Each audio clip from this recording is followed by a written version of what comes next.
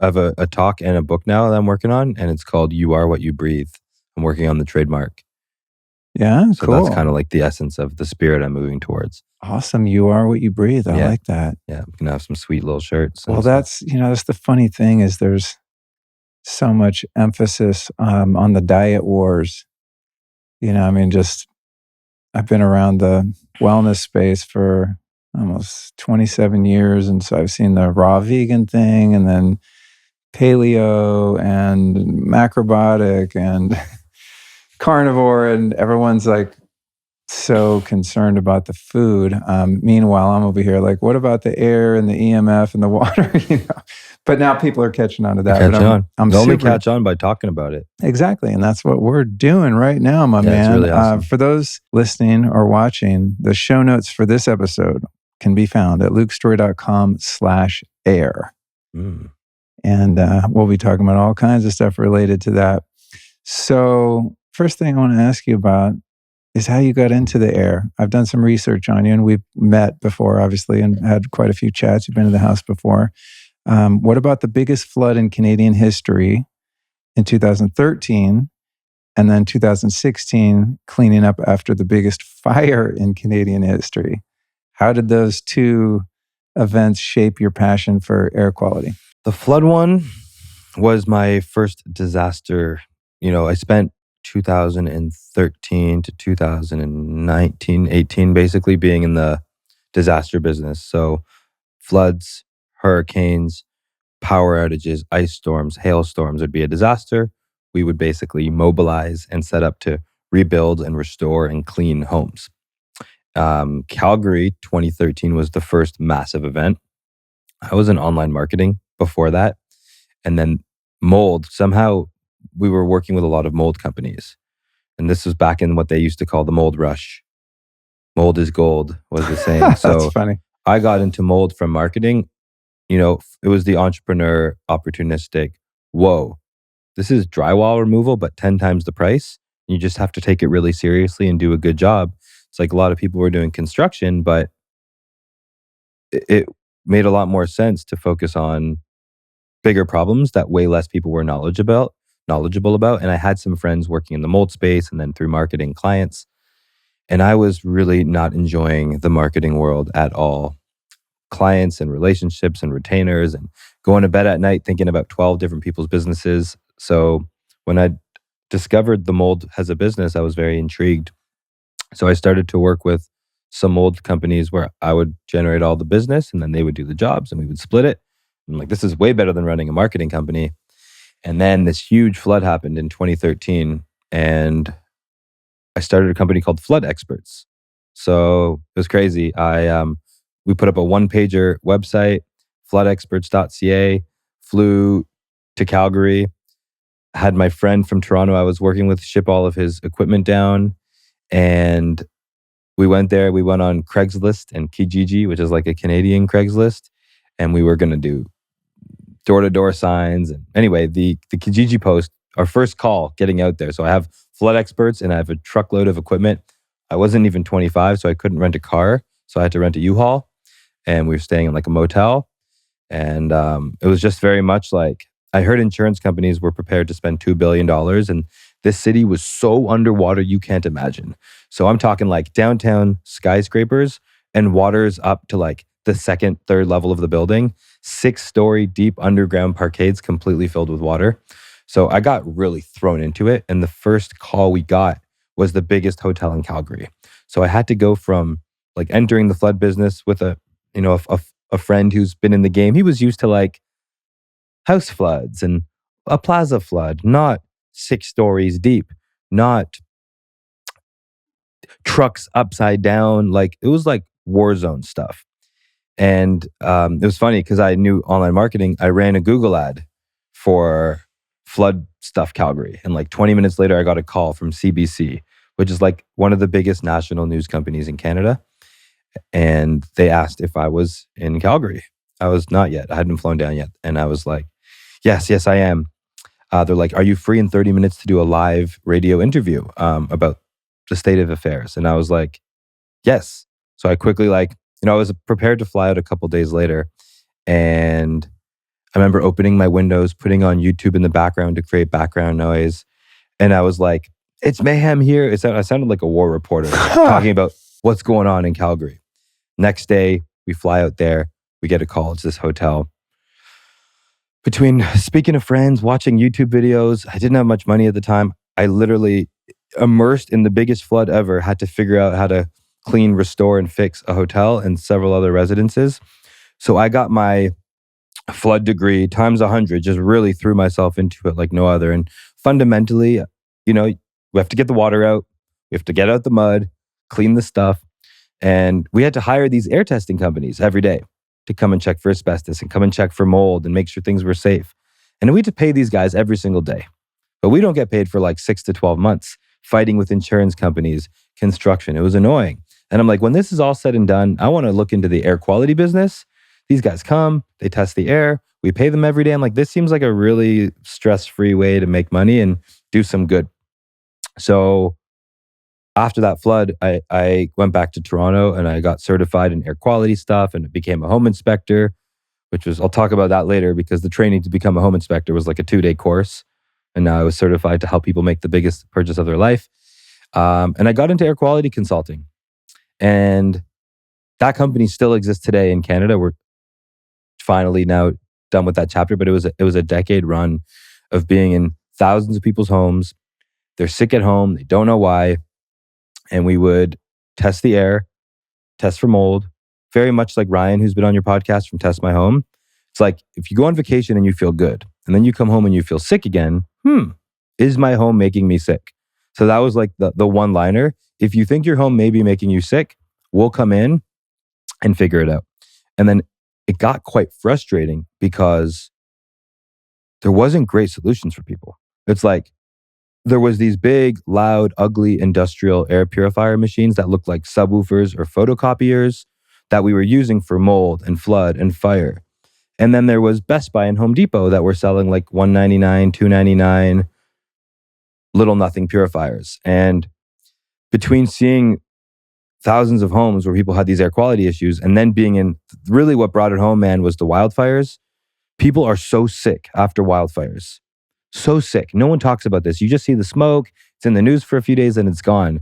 If you look at a doctor, a pulmonologist, a pediatrician, these guys are slammed. Everybody's immune systems are shot. Their respiratory stuff shot. Their asthma spiked. Their psoriasis, everything's off the chain when the wildfire smoke comes through. And I remember having a big air scrubber in a customer's home and they unplugged it. I'm like, why would you unplug it? And they're like, and they were sick. They were quite sick. They just moved back in their home. And they were like, it's loud and it's ugly. And I realized, whoa, like people care about their health, but it needs to be convenient. It can't, if it's a loud, ugly thing in your living room, you've just introduced noise pollution. So it was like I never thought I'd be in the airspace. It was like one thing at a time, the flood, the fire, the air quality testing, and then realizing it's like we had sedans and we had pickup trucks and we needed an SUV. So yeah, it was just really through the disaster stuff, the air testing, being on the other side of mold removal, mold cleanup, just being so immersed. And I would say the one thing that really brought it home for me was whenever you would finish an environmental cleanup job, we would test the air to make sure it's safe. Insurance company signs off, yeah, it's safe. But what was considered safe wasn't great. It just wasn't horrible. And it really reminded me of the medical system where it's like you get a blood test, they're like, we'll call you if you're dying. I'm like, what?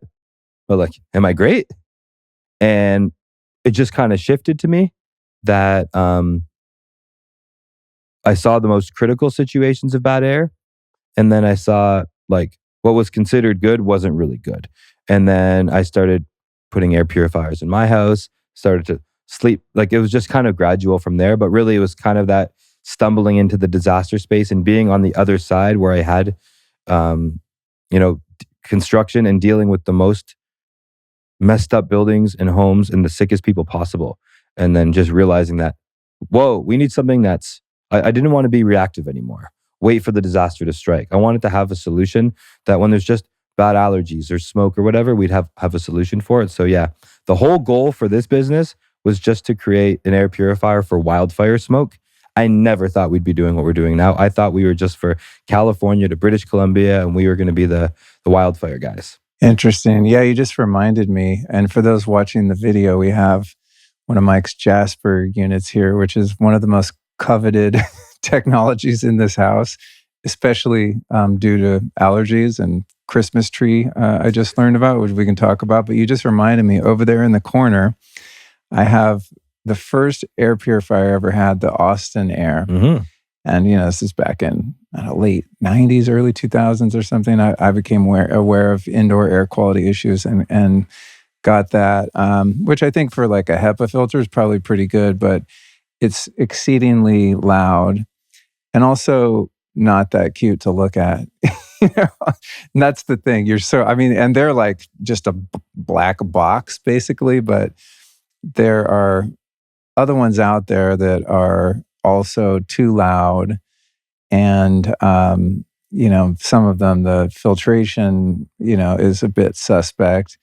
And also, what I like that you've done is you created one that actually has an air quality sensor in it, which is really cool. And also, I know it works because if I light some incense or do any kind of shenanigans in the house, it speeds up if you have it set to auto.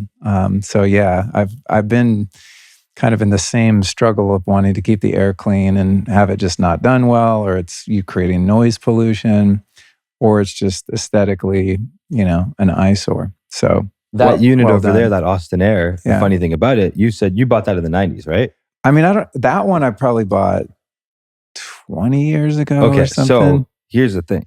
But I had a little one at first, and it's then the I upgraded. same model now.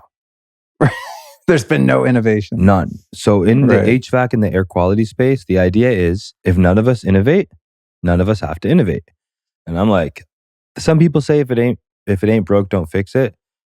I don't say that. I say if we can make it better, let's make it better. And like this house is beautiful and it's streamlined and it's minimalistic. And if something's really ugly and loud and manual, no one's going to use it. And I hate like trying to be healthy and optimize my environment, optimize my food. It's hard stuff. One of my favorite quotes by a guy named Dean Jackson, he said, I love my Jaspr because it's the laziest way to be healthy. He's like, eating clean and all this stuff, it's a lot of work, and exercising and moving. And I just wanted something that was kind of out of sight, out of mind. You don't touch it, you don't interact with it. But these sensors, even a decade ago, would have been probably $3,000-4,000. This was not possible. The really high quality air sensors have gotten so much more affordable. So I remember even in 2014, my little particulate probe was $5,500. And that same sensor is on board here now. It's not expensive anymore. So like, why aren't we putting it on there? And the whole idea is it cleans your air, but it's also supposed to be an educational tool. So if you live in a polluted city on a bad day and you crack your window, it fires up. If you cook, it fires up your incense. So you're like, oh, whoa, because air is invisible. We can't see it. Most of the things in it, we can't smell either. So the idea is, how do we make people more air aware, air conscious, and reassured? So yeah, the idea was it has to be beautiful and it has to be smart and it has to be quiet. Otherwise, no one's going to ever use it because the cons arguably outweigh the pros. Or a bright light in your bedroom that you're duct taping all over the place. Oh, that's another thing you nailed is the lights off switch.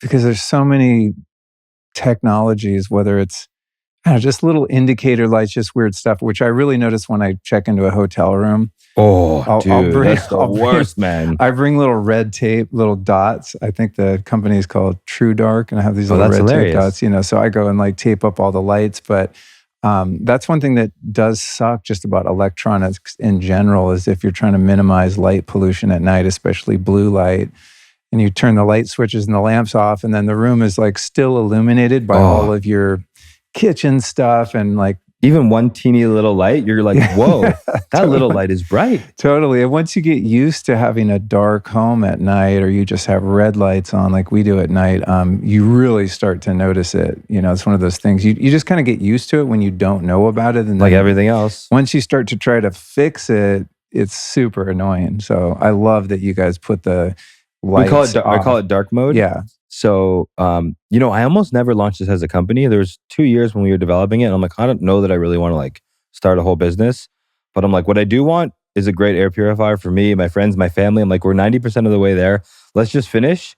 like, I want one. So I didn't do market research. I didn't interview a bunch of people. I just built the exact thing that I wanted. And I'm like, hopefully some other people will appreciate some features I did. So there's a reason there's no Wi-Fi, there's no Bluetooth, there's no app. Yes. I developed an app and I scrapped it. I'm like, why do we need an EMF and an app and a remote? I don't want a smartphone and all these smart products, because they're not smart if I'm controlling them. Like, they're actually kind of dumb if I have to be fiddling with them all. I'm like, a smart product is something that you don't touch because it's smart. It's not relying on you and your scheduling and like, my dishwasher has an app now. What the heck? Dude, it's crazy. And I agree. I think anything Wi-Fi and Bluetooth enabled is inherently stupid and shouldn't be called smart. But when we started buying the appliances and stuff for this house, after we finished remodeling, it was really hard to actually find things that don't have connectivity. I mean, to the freaking automatic cat litter, fancy cat litter machine, the self-cleaning thing. It's like, I'm calling these companies, can I disable the Wi-Fi? Can I disable the Bluetooth? It's actually a lot more work to keep the EMF out of your house, because they just put it in everything now. It's crazy. And you'd be surprised like how many boards come ready to go. Way more products. I was shocked. Way more products than you think in your home have microphones on them. Because like, they're this big now. They're just on the board in case they need the functionality later. Like, so much stuff. So that dark mode though, what was important about it was the air purifiers that did have the ability to go dark, they call it sleep mode. There's a button, says sleep. Cool, you push it, the lights turn off. But on just about almost every other model, when you would push the sleep mode, the fan speed goes to about 2 to 5%. So I would joke the only thing that you were putting to sleep was the air purifier. So you bought this thing for your bedroom at night to work. And the only way to turn off the light was to also turn off the fan. I'm like, this is annoying. Like, a lot of people keep it on fan speed 2 or 3 and dark mode. Like the white noise machine, especially with babies, nurseries, and then once your kid's on the white noise, you kind of get addicted to it. And if you live in a city, it drowns out the background noise. I'm like, why are we using a speaker to make white noise when we could just have a fan that cleans air? Yeah, totally. So that was the idea. I became addicted to white noise when I lived in LA, because it was just it was so loud. Out here, not so much. It's pretty quiet at night in this area. It's like a bunch of older folks, I think, around here. No, it's very quiet here. I like. If anyone likes a quiet neighborhood, move into a retirement community. That's a good way to do it. All right. So back to what we were talking about with people being so concerned with their food. And I think now, I've observed people becoming more aware of their water quality, which is great. And you got the EMF, and, I think it's important to not eat poison. So eating organic and whatever people's diet is fine. But we drink about 3 liters of water per day, about 3 pounds of food, but we breathe 20,000 liters of air. So that's one indicator to me that this is something we really want to pay attention to. So let's go ahead and get into, and I don't know how much of this I'm assuming some. I think Lots. Mold is something we want to get into, but how does breathing dirty air, polluted air our whole lives affect us physically, with autoimmunity or just other general toxicity? I think that's probably a good place to start. And then we're going to get into all of the nuances of the weird shit that can exist inside and outside the home in the air. All right. I love it. So another way to look at the importance is you can go 3 weeks without food, 3 days without water, and 3 minutes without air. So one's the quantity that we're consuming, and the other is how long we could survive without it. And I saw a really good YouTube video the other day, and there's 3 goldfish in a bowl. There's this one older, bigger goldfish, and he swims by these other little 2 goldfish, and he goes, "How's the water, boys?" And then the little 2 goldfish look at him and say, "What's water?" Yeah, I love that. What is water? How would they know? They live in it. And I'm like, when did you, think about if we went back a few hundred years ago, advanced science and the way we know it now. I don't know how far we have to go back. Probably not very far. Till actually the awareness that air is even a thing existed. If you didn't know much about underwater, I mean, they probably knew that, or space. You just figure, we're just breathing. But what is air? And I think it's fascinating that the first thing we do when we're born, take a breath.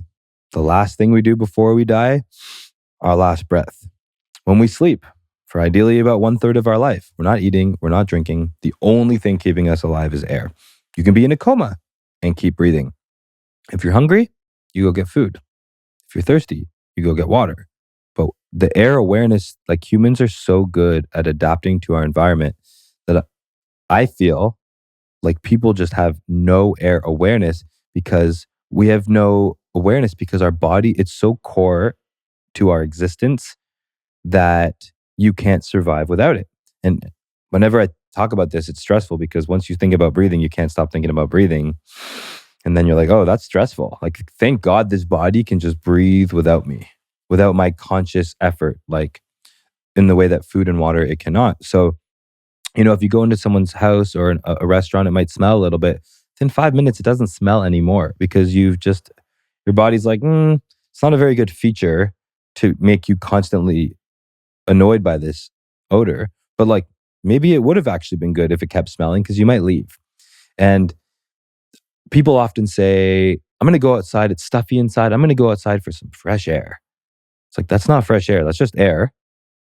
Likely quite polluted air, depending on where you live. But your air inside is so bad that regular polluted outdoor air you call fresh air.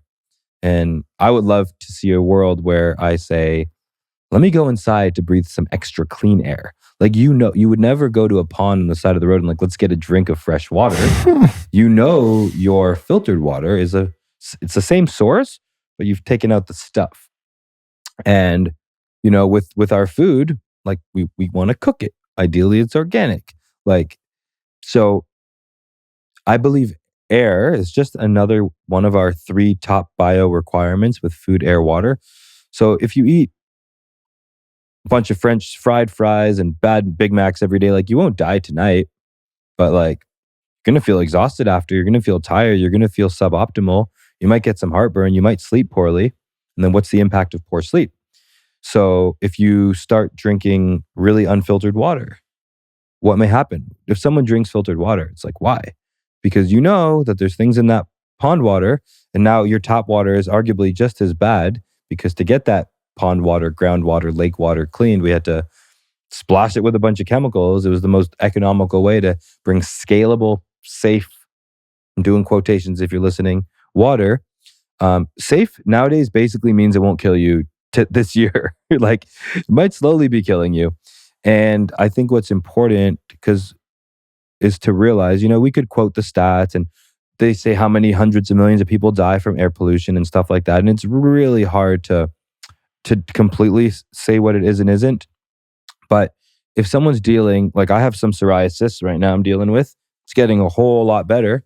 But I had to clean up my diet, clean up my water, clean up my air. And like, if I have a stressing event, all the stuff gets worse. It doesn't really matter, I find, what the trigger is. If it's emotional stress, physical stress, food stress, like if I want to be healthy, mitigating the source of toxins is really helpful. And I just think that humans, I think the best way to be empowered to deal with your air is by realizing that you have all the sensors on board in your body to actually detect this and navigate this. Just we've turned them off. For example, they teach us about the 5 senses in grade 5, 5th grade science class, touch, smell, taste. What else we got? Sight and hearing. And I don't like touch as a sense. I think that's really surface level. So I've removed touch from my vocabulary and I've replaced it with feel. Feelings. That's a sense. If there was a garbage can there with poo in it and food, you could close your eyes right now, tie your hands behind your back and find the source of the bacteria. The shark who smells the blood 2 miles away, or the bear, you're like, how does he do that? Well, that's because it's traveled that far. He can smell upstream the currents to find that blood, to find that dead, wounded animal. They can smell it. And we can smell really well too. If you go in a dry sauna or the desert, you know what dry feels like. If you go in a rainforest, you feel the dampness. You have a relative humidity sensor on board. Like if you told me to guess right now, the CO2, the relative humidity, I get it. I'm within a couple percentage points, like even temperature. We check the weather, like we think temperature and will it rain is the only factors of a good time outside. Like, is it warm or is it cold? That will determine my happiness outside. But what we don't think of, what's the air quality today outside? Because if it's super polluted and poor and the pollen's off the charts, bad day to go for a run. But if it's a super good air quality today, great day to go outside, open the windows, go over a run. So we're not really in tune with that. Like I can tell you right now, your CO2 is pretty good. It's in that 650 to 800 range. I only know because I usually carry a CO2 sensor with me. So I've calibrated my biosensors.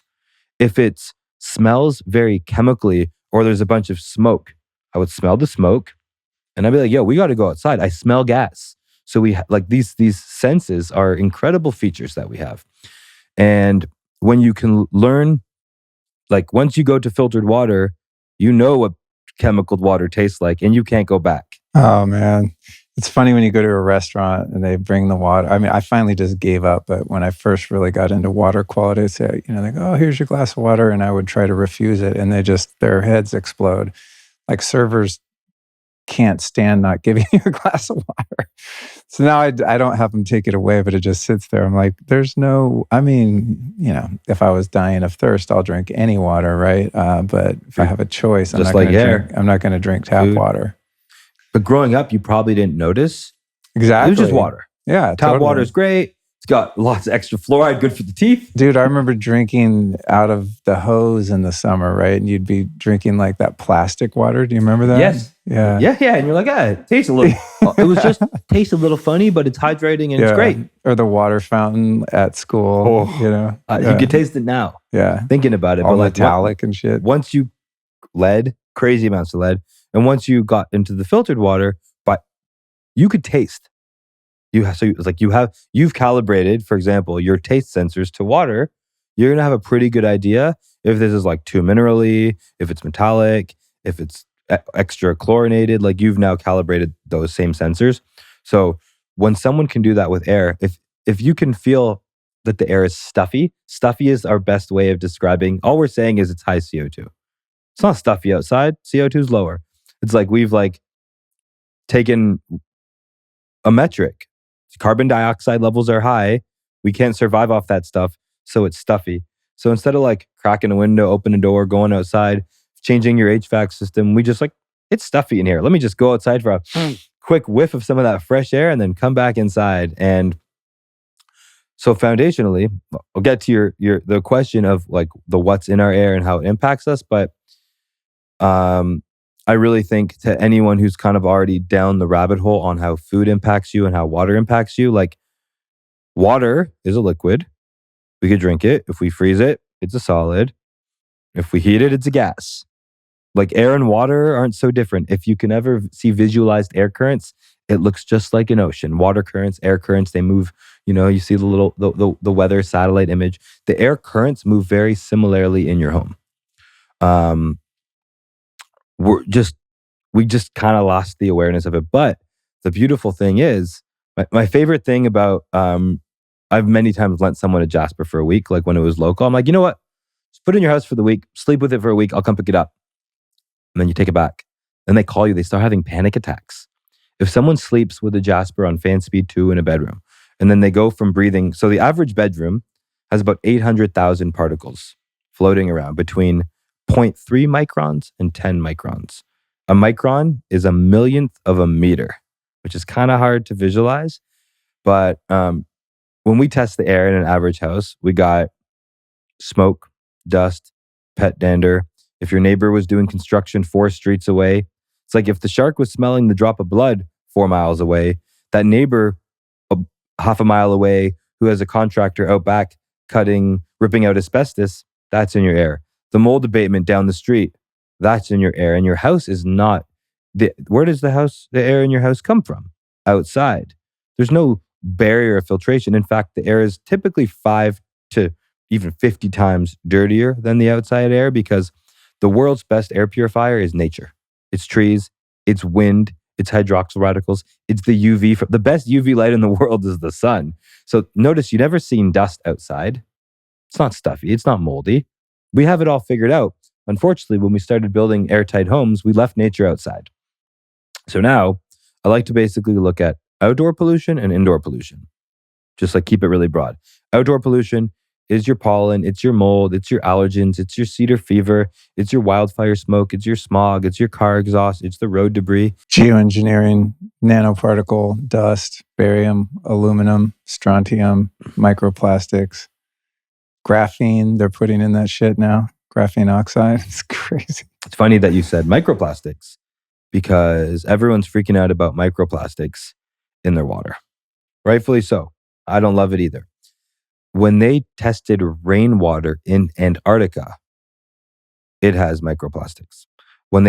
If you test the air basically anywhere for microplastics, where do you think the plastic goes when it does decompose over the years and it breaks apart and it gets heated and it gets burned? We're breathing microplastics right now, but for some reason, the marketing has been a lot better on the water because it was easier. Everyone who's like microplastics in your water, they conveniently have a solution, but we got the glass bottle. And I'm glad. I want the glass bottle. I'm happy to pay for it. I like spring water. It's cool that the best water filter is also earth, and it is the minerals and it is the rocks. But we rattled off a lot of outdoor stuff. So that stuff comes inside. And then once we're in the house here, anything in a home that is porous, actually, before I get into that, I'll say, let's talk about indoor air pollution now. Indoor pollution, the biggest source by far is cooking, times a million. And indoors is a new invention. Cooking indoors in an airtight container. It's like our houses are wrapped in vapor barriers. They're basically Tupperware containers with a couple little holes, and then we cook in it. So like light a match in your Tupperware container. It's not so different than indoor cooking. Dude, this is one of the most life-changing things I learned from you is the reason you have hood exhaust fans over the stove. My whole life, I just feel stupid. I thought that was just so your house didn't smell like food. If you cooking a burger in a frying pan, your whole house kind of smells like meat. It's kind of a gross smell once it gets settled. It smells good at first because you're hungry, but I literally thought it was for the smoke. And then you told me, you're like, no, dude, the propane exhaust, the carbon monoxide or whatever it is, gets all over your house. That's what the fan is for.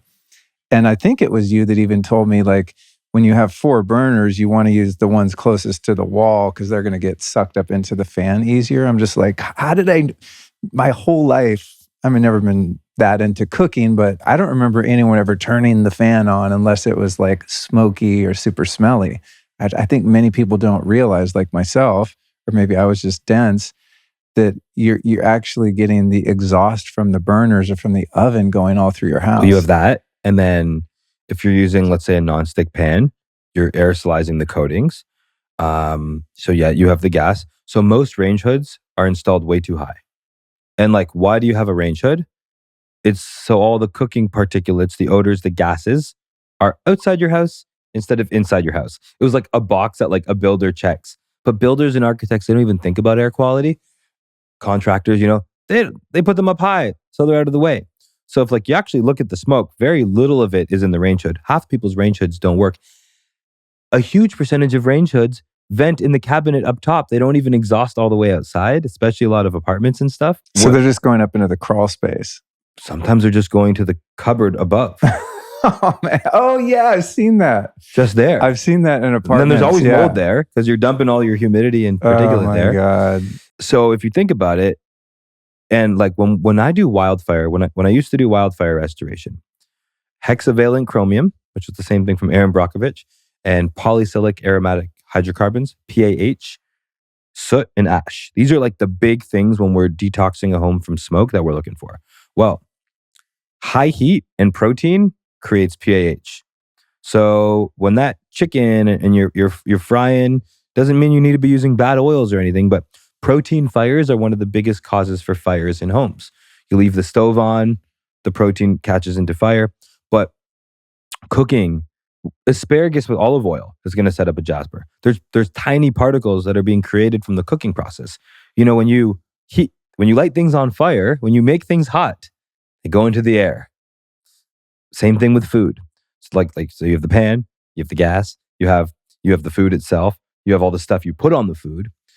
Ovens are kind of a little bit better often because they typically have decent ventilation. That's why if anyone like makes bacon in the oven versus the stove, it's way less smelly.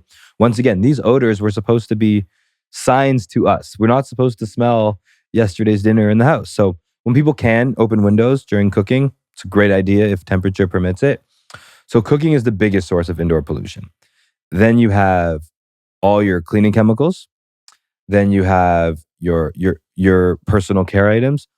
Jaspr will go crazy when a lot of people when women are blow drying their hair after putting hair products in. Jaspr will From go the crazy. VOCs? Yep. Oh man. Not just the VOCs, particularly. Dude, you know what's a really bad one too? Are those like those dryer sheets Yes. that have those chemical those smells? coated lints. I mean, I haven't used those since I was probably a little kid, but we have a neighbor who's a really lovely guy. So if he ever hears this, no offense, but I don't. You never know who's listening. Your neighbors, they know I have a podcast. Hopefully, they don't listen to it, but hopefully listens and get upgrades. But we don't. We didn't use those dryer sheets or any of that stuff, right? And when they run their dryer, dude, it fumigates our whole backyard. Like I'll go out there and just. You know how it is too. We were talking about with water, and you're drinking purified water, and then if you drink tap water, you're like, "Holy shit, this is like straight pool water. The chlorine's so strong."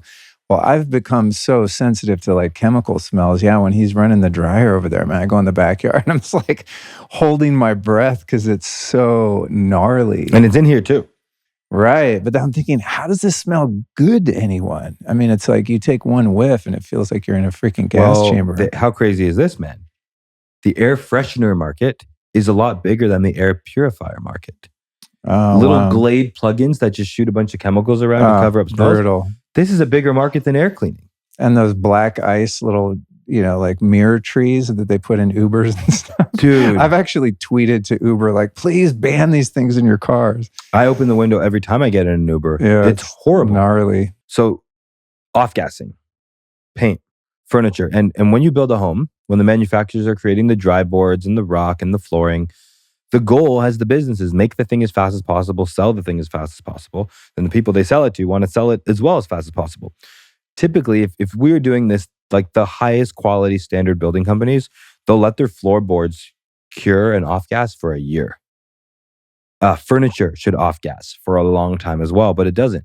So if anyone's ever like buying a new home or moving, I'm like, if you can, leave the doors and at least the windows open for like a couple weeks before you move in. If you're doing some renos, like give yourself a large period of off-gassing. And the wind is really good. The sun would be good to agitate it all. But in a home, it just off-gasses and kind of stays inside here. So it's everything, right? It's like the furniture, you got the cooking, the cleaning products, the chemicals.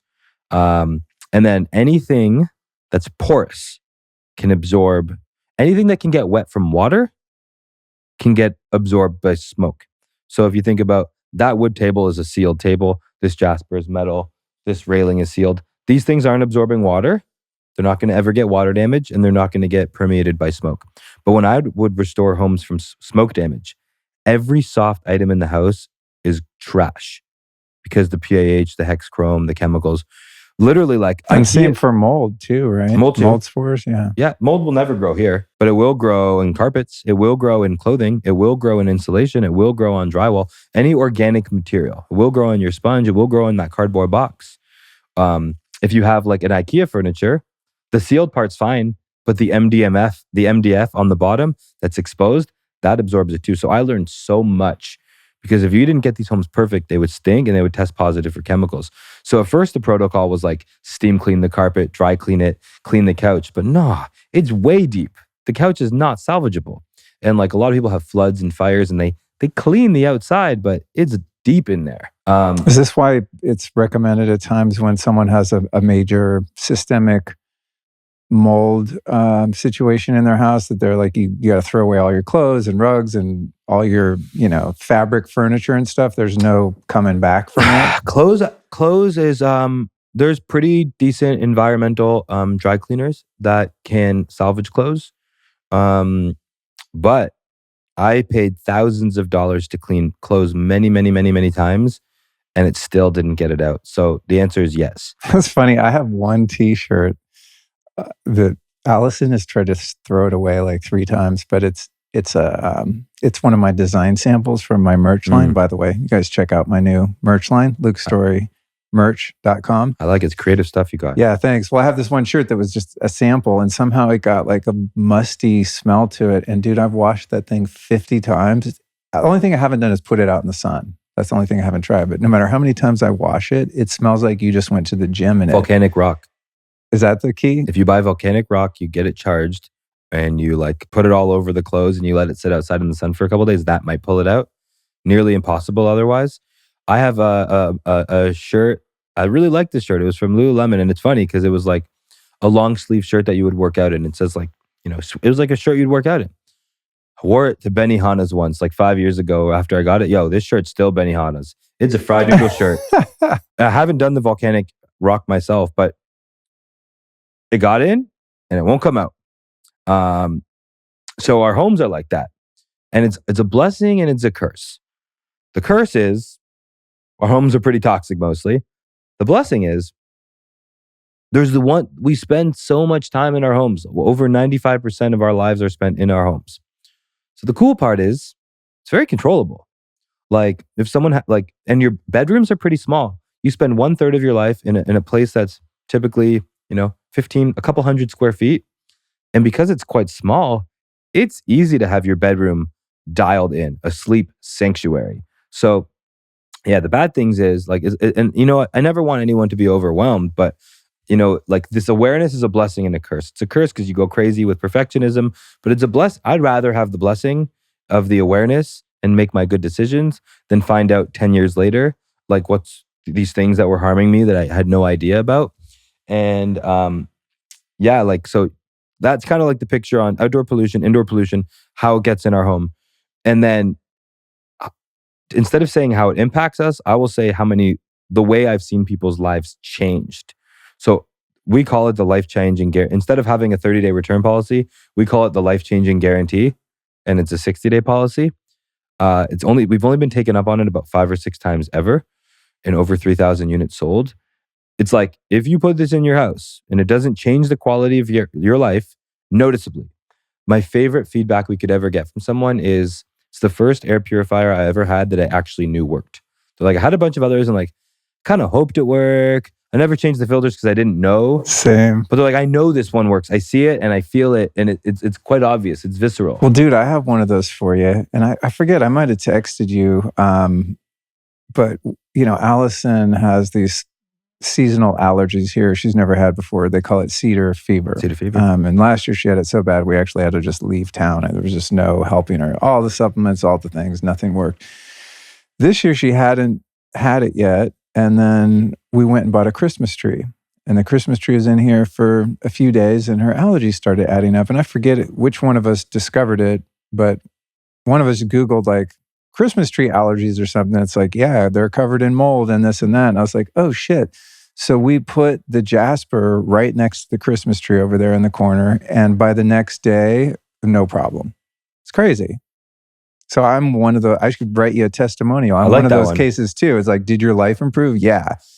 I mean, granted, we messed it up from bringing a Christmas tree in. Apparently you're supposed to hose them off first and let them, Did they have that shaking, spinning thing there? What thing? Typically when you go to like those places, they put it through a spinner. I didn't look. It was at Home Depot and I was in a hurry to get out of there. If you go to like the Christmas tree stands around here, they put it through this amazing spinner agitator shaker that just gets off most of like the loose particulate. So I would definitely get the tree from those guys if you're going to do it again. Yeah. But yeah, it's those aha awareness moments that's like, oh, be more careful about the things I put in. But like I told you, I got to bring you a couple more of these things because it's like, your water filtration system was not cheap, but you don't feel bad about the investment. Because like you could have bought a Brita or a Berkey and a shower filter head, and you could have really like kind of whack-a-moled it at the point of use, but you're like, no. I want filtered water in my whole home, including for bathing, including for showering. And I think I'm guilty of this. We've done a disservice by undereducating the true scope of air, because like it's $3,000 to have deck out a home with a whole home air filtration system.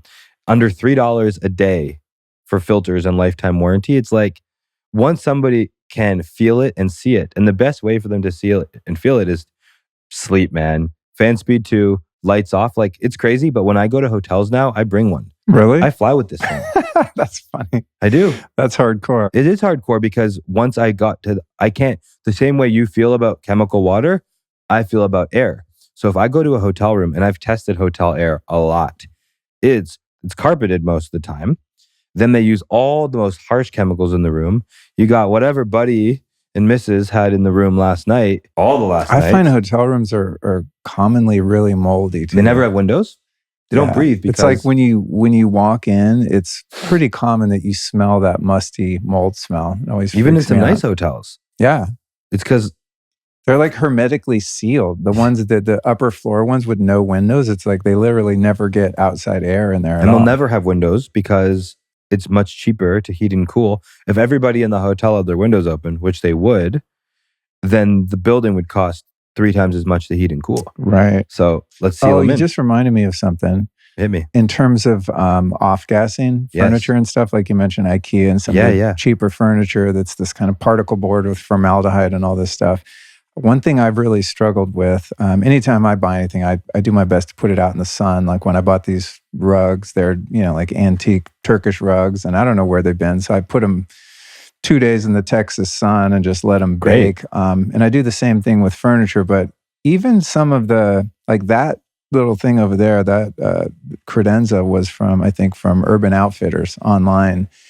And it reeked so bad like chemicals. And I'm takes about a year. I'm like, damn, but I just found, and I just want to announce this to the people on the show, because I found a company that makes eco-friendly, non-off-gassing furniture that's super cool, mid-century modern, like dope furniture. It's called Medley Home, and we'll put that in the show notes. Is it because they're using better materials or letting it off-gas they're just not using glue. There's no particle board. It's like real wood shit, and the fabrics they use are not microplastics. They're all wool and like natural fibers. It's super dope. They reached out to me like a month ago, and I was like, furniture store? What am I going to do with this? And I looked, I was like, finally someone figured it out. That's great. So that's Medley Home. We'll link that at lukestorey.com/air. So I just want to mention that because I think that's a really helpful tool. And you mentioned like source mitigation. The wood floors we had. These are made by a company called Green World, I think they're called. They're like that, manufactured wood or whatever it's called. But engineered hardwood? Engineered hardwood, yeah. But this wood was all sitting out for like 6 months in case it was off-gassing. They claimed that it doesn't, and I believe them. But luckily, our contractor was a total piece of shit. And so took a really long time and did a really bad job, the first one, who will remain unnamed. But as a result of him taking so long, the wood flooring all sat out for months. So I was like, it's kind of cool. It was a happy accident. A lot of the building materials in this house actually sat out for a really long time before they were installed, before anyone was actually sleeping here. So when we moved in, I got very little off-gassing, which I think is one of the reasons when I bought that piece, for example, I really noticed like, oh my God, this thing And think about it, the stuff reeks. That you smell, whether it's off-gassing, smoke, cooking, wildfires, it's the stuff that our little noses can smell. It's the tip of the iceberg, right? Like think about the part you smell, and then think about the 99% of stuff you're not smelling. Like when wildfire smoke passes through, New York had it, Toronto had it. It's like you think it's there for like the 3 days that you see and smell the smoke, but it's what you can't see. Look at the glass of water from the pond. That could literally be hepatitis water from a random little pond in Africa. It still sometimes looks kind of clearish. But the parasites, the bacteria, etc., because we can't see it. Same stuff, we can't smell most things that are bad for us. We don't have the ability to detect everything. So when you look at the smoke or the off-gassing, we only are detecting like a small part of it. Imagine someone's pet, their dog, that has 1,000 times better sense of smell. Right, and also tiny little lungs. Tiny lungs. I was thinking about that because I've managed to give our dog Cookie a lot of great supplements and really good food. And so her allergies and like reverse sneezing and weird shit that dogs get has gotten a lot better. But one of the things that occurred to me was like, if Allison's getting the Caesar salad allergies, the cedar allergies, like Cookie's lungs are like, I don't know, the size of a silver dollar or something, right? So like that particulate and VOCs and anything that's bothering us for babies and small pets and stuff is probably way worse. So they don't have the lung capacity to handle it. We breathe 20,000 times a day. babies breathe 60,000 times a day. Really? Well, the respiratory rate's way higher and their lungs are this small and they don't have much filtration. Dude, I'm so passionate about babies' nurseries. People spend all these thousands of dollars on the $1,200, the snoo. What's that? Dude, everybody's got them now. It's a $1,200 Wi-Fi, Bluetooth thing that rocks your baby to sleep. Ryan Blazer got into some hot water because he did testing at a customer's home. The EMF was just off the charts. So here you are, you bring this little baby, you buy this little auto rocker. Now they all do this thing called the owlet. They put it on the ankle to detect it's like a Whoop for babies when they sleep. Also, EMF, Wi-Fi off the charts. Even the baby monitors. Baby monitors are crazy. You need about 8 feet from them. You can hardwire them too. It's a doable thing. I actually think we realized that the 80-20 of baby monitoring, you just need the audio. You don't need a CCTV, closed caption on the baby. It actually makes you go crazy and sleep less. Just like if it's baby screaming for a while, like let me know. If you can't just hear it anyway. But people spend all this money baby proofing, child proofing. There's all these consultants that do this good work, I would say, but they're putting plugs on outlets, they're putting railings, and they're doing all this stuff to baby proof in case baby's gonna like jump out of the crib and all this. But what they didn't mitigate against is they just bought a brand new crib, they got their snoo, they got their outlet, they got all this new furniture that they scrambled together, they just painted it all nice for baby's room. Babies' rooms have the worst air quality. Then they get the speaker white noise machine. It's an EMF box. And then a lot of babies' toys. Like there was a really famous baby toy called the Sophie. They got like super recalled because every Sophie was covered in mold. If you cut open most kids' toys, they're super moldy because they aren't super airtight, but they also can't breathe. So it's the cheapest plastics, the cheapest woods, the cheapest coatings. Baby don't complain. And then people buy this thing called like a diaper genie. Like they buy a baby pail that's supposed to be an airtight diaper box. Well, if it's so airtight, how come it stinks like shit in the room? So my wife was using this with our first kid. It stunk. Oh my God. And I'm like, Rach, I know like you're the one who's doing the day-to-day stuff, but I really think these diapers should go directly outside. And she's like, but it's super annoying. I'm like, all right, fine. I propose that tonight we bring the diaper genie in our bedroom and we see what it feels like to sleep in the shit room. She's like, hell no, I'm not sleeping in there. Gotcha. And that little thing, that little shift there, she's like, oh, you're right. Well, if it smells like poo, it's only because you're breathing poo. Poo is not it's a lot of bacteria there, harmful stuff in a little tiny sealed room. So we got mold, we got VOCs, we got EMF, we got crazy levels of bacteria. So, and like, I empathize. And mom read every book she could on baby proofing. She read a lot of the wrong stuff. And it really is quite simple, but it's funny that like, my favorite application is like the baby's bedroom. That baby is breathing 60,000 times a day with the tiniest little lungs. Just a regular dollar. So that's a thing, has a new dad with a 4-year-old and a 2-year-old in a nursery and stuff that like baby ain't gonna complain. So go try to sleep in baby's nursery on the floor one time and you will quickly realize the chemical levels. It's just a horrible environment most of the time. And people are worrying about like baby jumping out of the crib and like getting SIDS.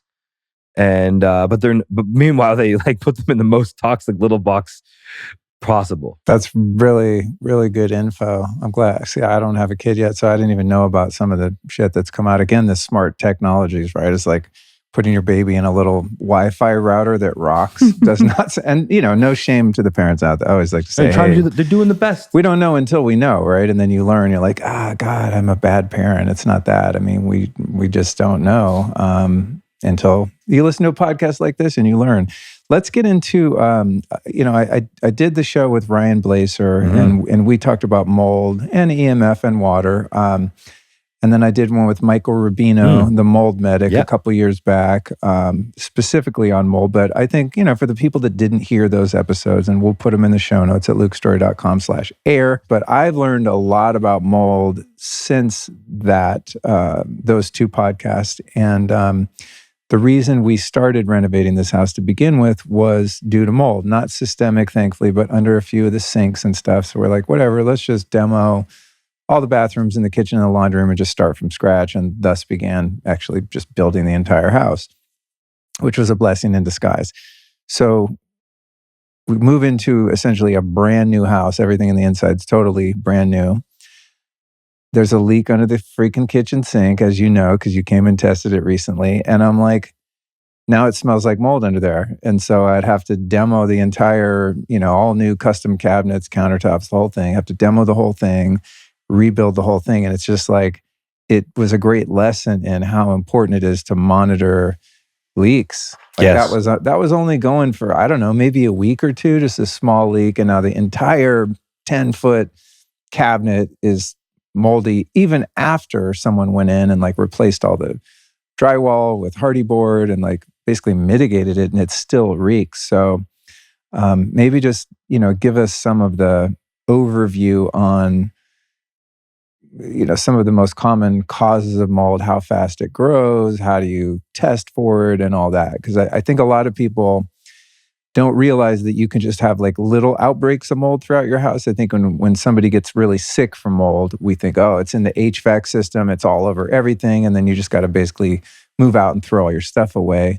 But I've learned it can kind of like sneak back into your house, even if you've been really mindful about your humidity levels and all the plumbing's all brand new. Still a leak happens. Still we got mold that I'm now dealing with again. Yeah. So a couple things there. The first is to like be like, mold is an allergen. So the same way you think about pollen, you can think about mold. They're both naturally occurring. There's tons of them outside. They, based on the rain and the wind and the time of the year and the temperature, those levels go up and down. It's a very naturally occurring thing. I've seen many times, there's a family of 5. One of them has rashes and bumps and itchy throat and all the symptoms and can't sleep. A couple of them feel a little bit sick, and then a couple of them are like, oh, I feel great, lots of energy. So like mold impacts everybody vastly different, just like pollen would or any of the other ragweed and any of the other allergens. Mold behaves very similarly. And mold is outside. Lots. So much, especially after rain and heat. The thing is, outside doesn't really affect us because of the wind and the sun and the CO2 and the air filtration that the environment provides. Like mold doesn't usually impact you as much outside. And indoors, we trapped it in here. So, I mean, the best thing is if you have a place that's like breathing, like if you lived in like Hawaii or a place where like doors and windows are open all the time and there's a little mold here and there, it's not really going to affect you because there's so much fresh air coming through. So it's kind of one of those things that like I've never there's no home that will ever test for no mold. Unless it's like a surgical operating clean room with a bunch of HEPAs or positively pressured or something. Like mold's everywhere. So I've never found out. I used to tell someone if they ever need to break a lease, let me know. I'll find the mold and you can get out. Anytime I need to get a lease, I just found the mold.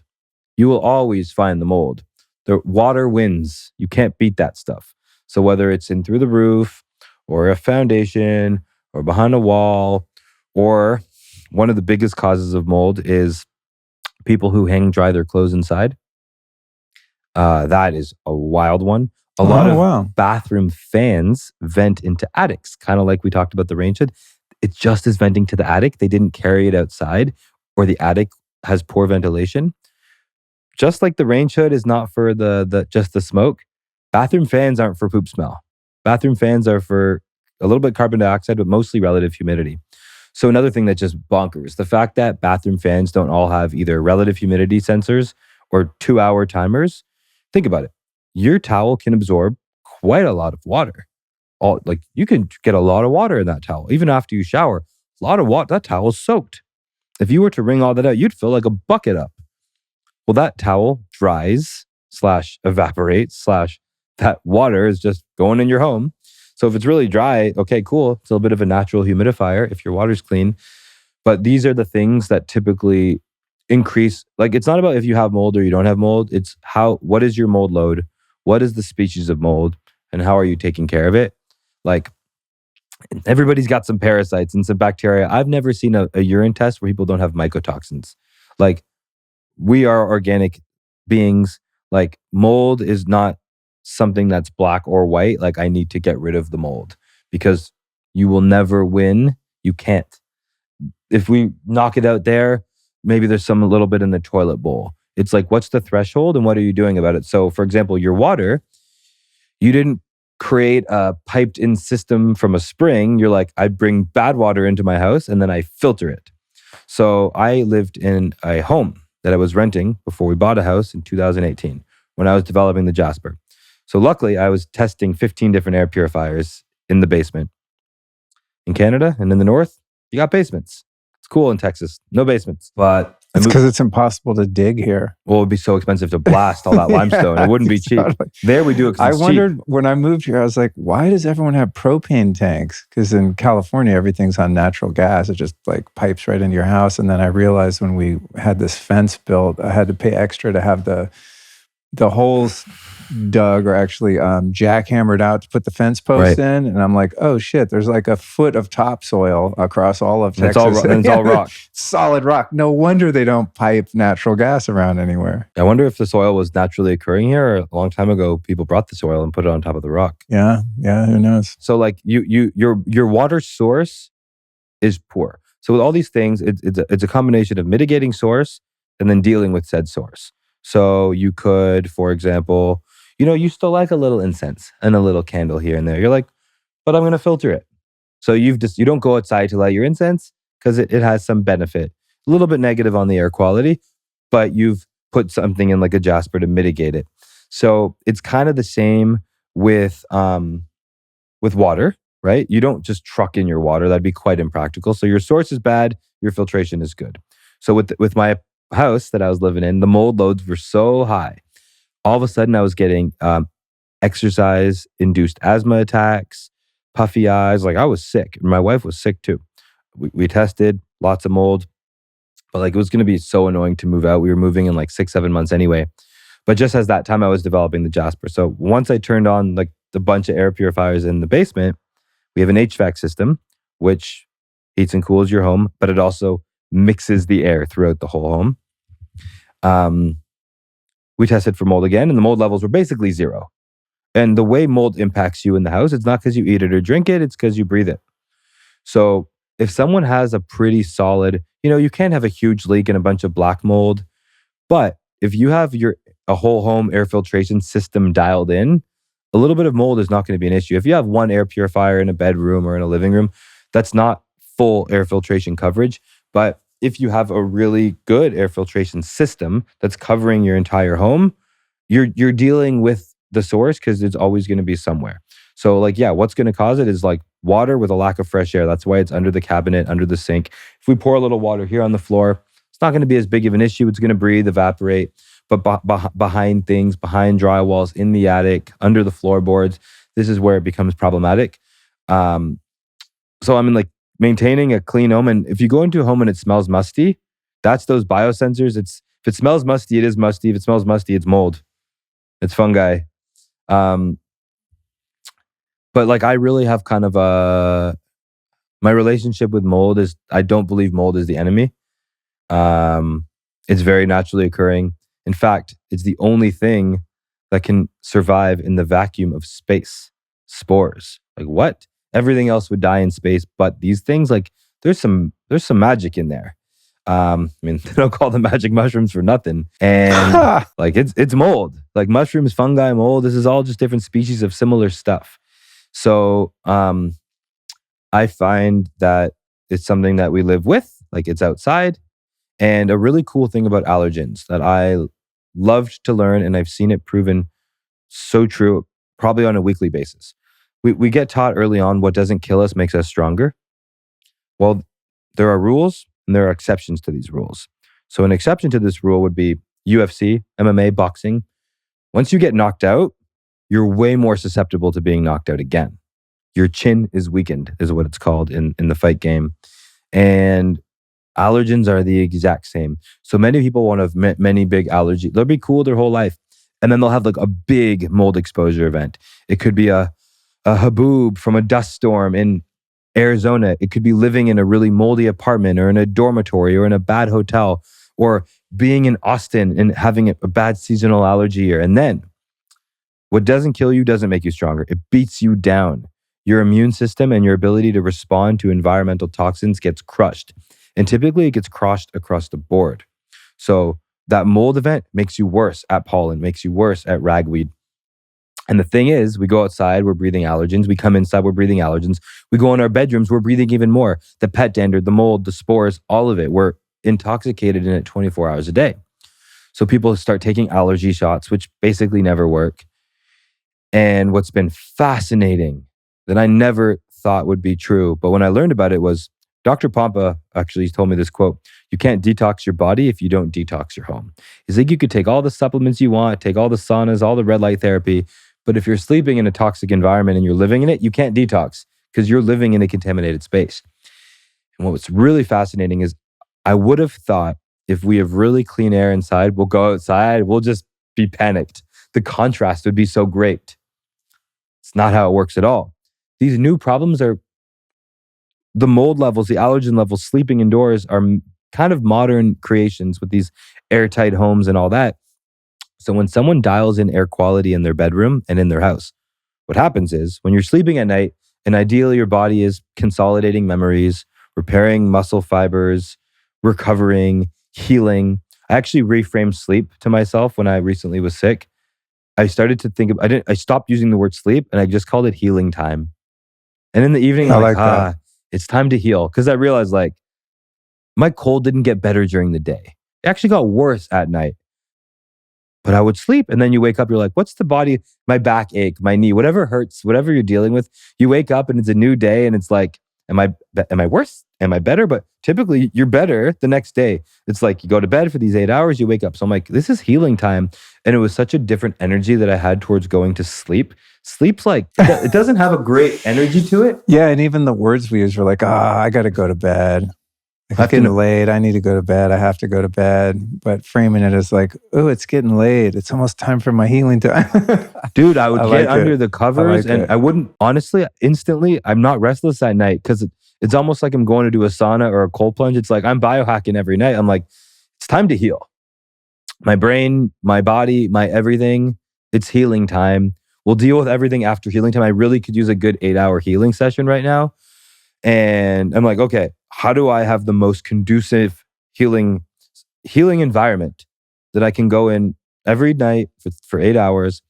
And, you know, like I said, in the bedroom, ideally, when this healing process is going to occur, when you're breathing the mold, the pollen, the dust, the chemicals, the off-gassing, the paints, the neighbor's construction, the cooking particulate, the smoke, the dander, all of it, your body is in defense mode all night long. It's you don't actually get to do healing time because you're still doing defense time.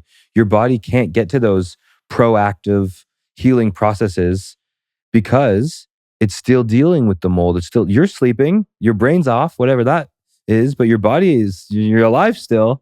Like you're still, like you're not dead, you're still here. And this is the time when you're supposed to heal. But because you're still basking in those toxins, those allergens, those particulate, those VOCs, you wake up and you didn't heal very much. But when your home is a clean air sanctuary, your mold levels are very low. Your pollen is very low. Your allergens are low. It's this amazing, what the way you feel when you drink filtered water, you can live in that filtered air environment. What happens is your ability, you can go outside now for a walk for 3 or 4 hours because you had time to heal and calm down. It's like, you know, sometimes if you're stressed or it's like if you're exhausted and once you've rested, you can handle a little bit more stress. Well, it's the same thing. If you can take a break from all those allergens and those pollutants and heal properly, you can go outside. You know, Ben Azadi had a good analogy with a cup with like our immune system. He's like, if it's filled with water to the top and we shake it, it overflows. But if it's only 20% full, we can give it a good shake and it doesn't overflow. And I've learned from my own health and talking to thousands of Jaspr customers now over the years that people's seasonal allergies, that's why I call it the life-changing guarantee. I'm like, I'm using bold words because I mean it, and we put our money where our mouth is. Like if you can spend under $3,000 to have a whole home air filtration system, and all of a sudden you sleep better, you breathe better, you live better, you go outside, your allergens aren't impacting you, I think it's a bargain. And it took me a while. I had to see the customers have these transformational effects where little Susie's asthma attacks used to be 4 times a week. Now it's once a month. The runny nose, gone. The itchy eyes, gone. I can go for hikes. I can go for runs. Whoa. So this was the most beautiful. This is why, like, I used to start a new business every couple years. I've been doing this now for 4 years, and I'm intending to do it for the next 4 decades. I'm not building this thing to sell it. I want to do this forever to raise air awareness and create the most, like I said, no one's been innovating on furnaces, HVAC, space heaters, furnace filters, range hoods. This is just step one. I'm going to systematically one product at a time, make the best thing. And I'm going to, once I innovate, the goal is not for Jaspr to dominate the world and own the whole market. But once we come out with a furnace that's designed to do air filtration, once we come out with a range hood that has a smart sensor, why is it a manual process? Why doesn't the range hood just turn on and off when the air is bad there? Like, this is so silly. So once I have a smart HEPA range hood, everyone's going to have to do it. And then they're going to make something even better than what I got. I just want to create the ecosystem. We're all trying to, none of this, if it ain't broke, don't fix it. Let's make the best things possible. But to me, it was just a beautiful discovery that when you start optimizing your indoor environment, you're way better outside. So like when I heard that you guys had to leave Austin, I'm like, that's why I'm going to bring you guys 2 more Jaspers, because you need to feel the full effects of a whole home clean air system. I agree. Well, that's the thing I didn't realize too, when you brought this one, or actually I think you gave it to Ryan and he brought it over for me. Ryan actually got that for you. Yeah. And shout out to Ryan Blaser from testmyhome.com. Incredible guy doing great work. But yeah, I put it in the main part of the house here and I was like, I'm good now. But then after getting to know you and learning a little bit more, it's like, no, you know, if you're closing doors in different rooms, you actually, if you want the true whole house thing, ideally, if one can afford it, depending on your square footage, you want one like in your bedroom, in the main living area. And I spent a lot of time in my office and I'm sitting there going, oh man, I need one of these. You do. I also want to let people know, and thank you for that. I'm super excited to get it more dialed in.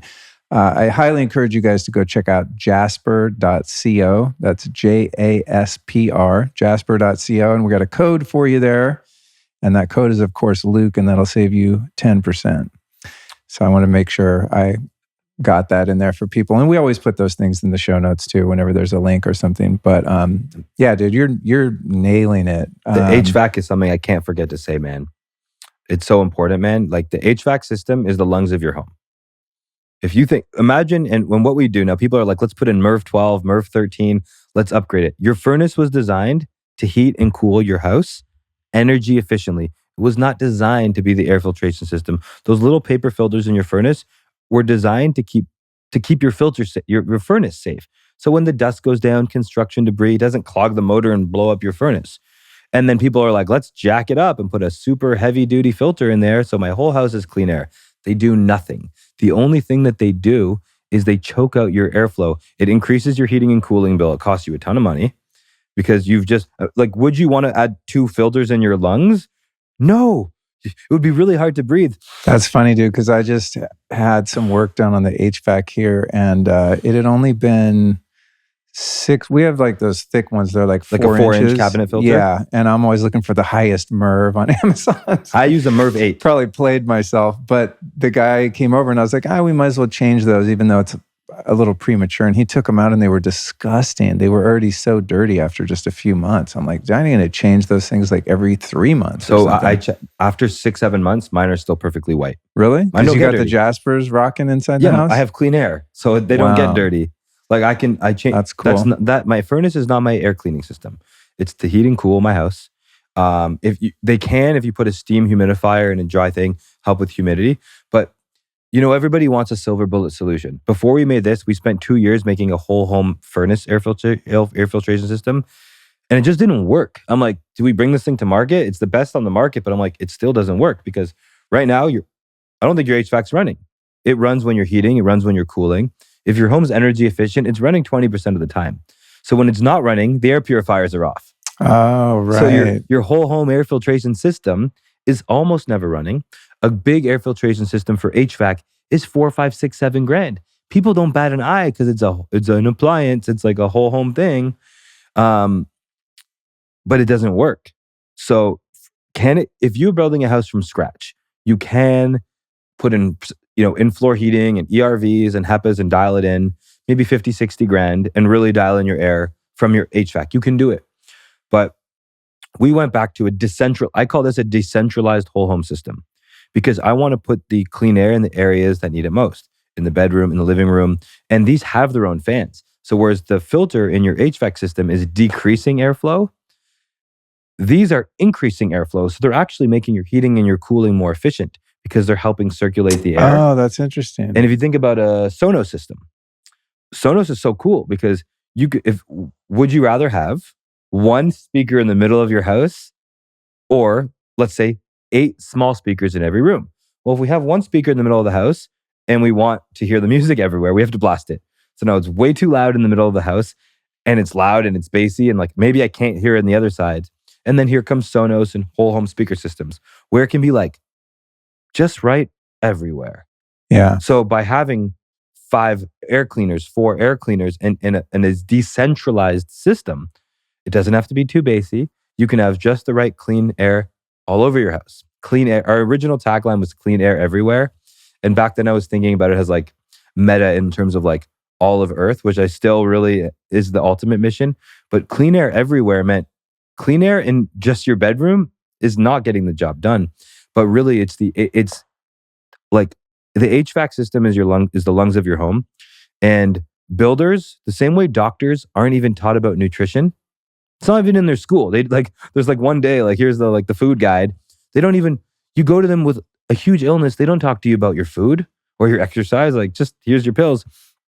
Well, builders, HVAC contractors, architects, they're not taught about air quality and water quality. Home inspectors, which I am a certified home inspector. The contract that we give people when we did home inspections says we don't look for anything environmental.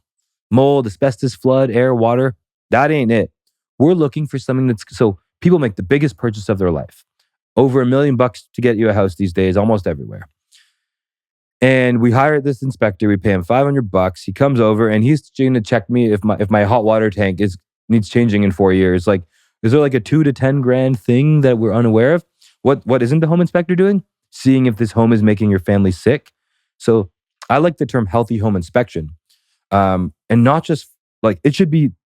I want to see a world where home inspectors are doing the environmental work automatically, and they're not just rating the home for does the window need replacing in 4 years, but like, yo, the mold, the VOCs, the air, the water, like structurally this home is fine, guys. But hey, family, it's going to be like 30 grand for this home to be actually like safe and clean and off gassing and in simple stuff. And these people know construction. So I don't like most homes. Most people live in a building, apartment, a condo, or a subdivision home. These homes were not built for you. They weren't built for humans. There were developers who were working with banks and investors. And the equation is there's 2,000 acres. How many homes can we build? How fast can we build them? How cheap can we build them? Let's get the materials cheaply. Let's put them in. Let's get to lockup as quickly as possible. Let's get the deposits. Let's sell the homes. They're not sitting around in a boardroom and saying, how do we make the healthiest home possible? So what I love about this, there's no conspiracy theory here. And I can drink a lot of that Kool-Aid myself. But this is not an ill intent thing. This is just simply, we have a housing need globally in this country. We have like a 5 million home shortage. Canada has like a 1 million home shortage. So it's like, damn, we got to build a lot of homes quick. But you kind of have to look out for the consumer needs to look out for you have to not tolerate. If the home said cancer here, you wouldn't buy that cheap, fast house. Like we cut down 2,000 acres. I was telling you before I came here, my heart's broken because these beautiful lots in my neighborhood with old majestic oak trees got cut down. So someone could build a curb kissing home, 9,000 square feet with no yard. And so you cut down all the trees and then they're going to build a big deck outside for shade. So we kill trees and then we call it wood. And we give it a cute name. It's like bacon. It's a pig, guys. And what I think is really exciting, like this whole air awareness thing to me, Jaspr is the tip of the iceberg here. But if homeowners, if consumers, if families can realize that their home, it is their sanctuary. It's this beautiful place where you spend most of your money on. It's the biggest purchase you'll ever make. You'll raise your family there. You'll likely get your work done there. You'll create all your best memories in there. And for single digits, thousands of dollars, it can be the healthiest place on earth. And without, it can be the most toxic place on earth.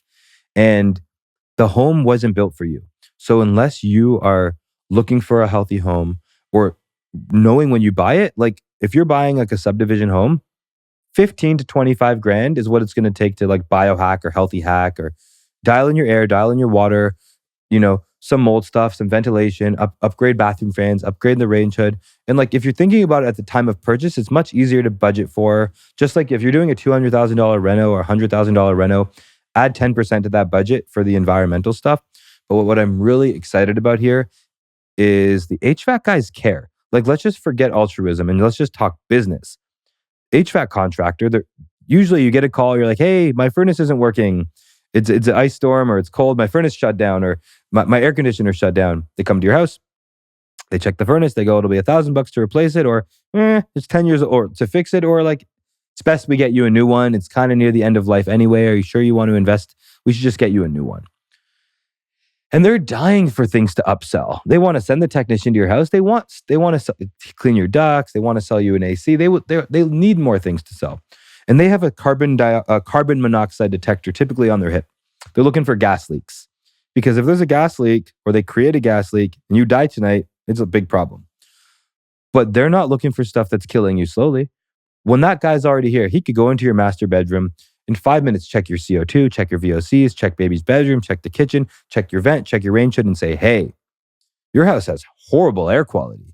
Your furnace is okay. We can fix that for $1,000, but look what's in your air. You got insect parts, dust, mold. Your kid, you're breathing. It's rough. Here's a little sample of your carpet. For $20, I can do a mold sample. Your environment's bad, guys.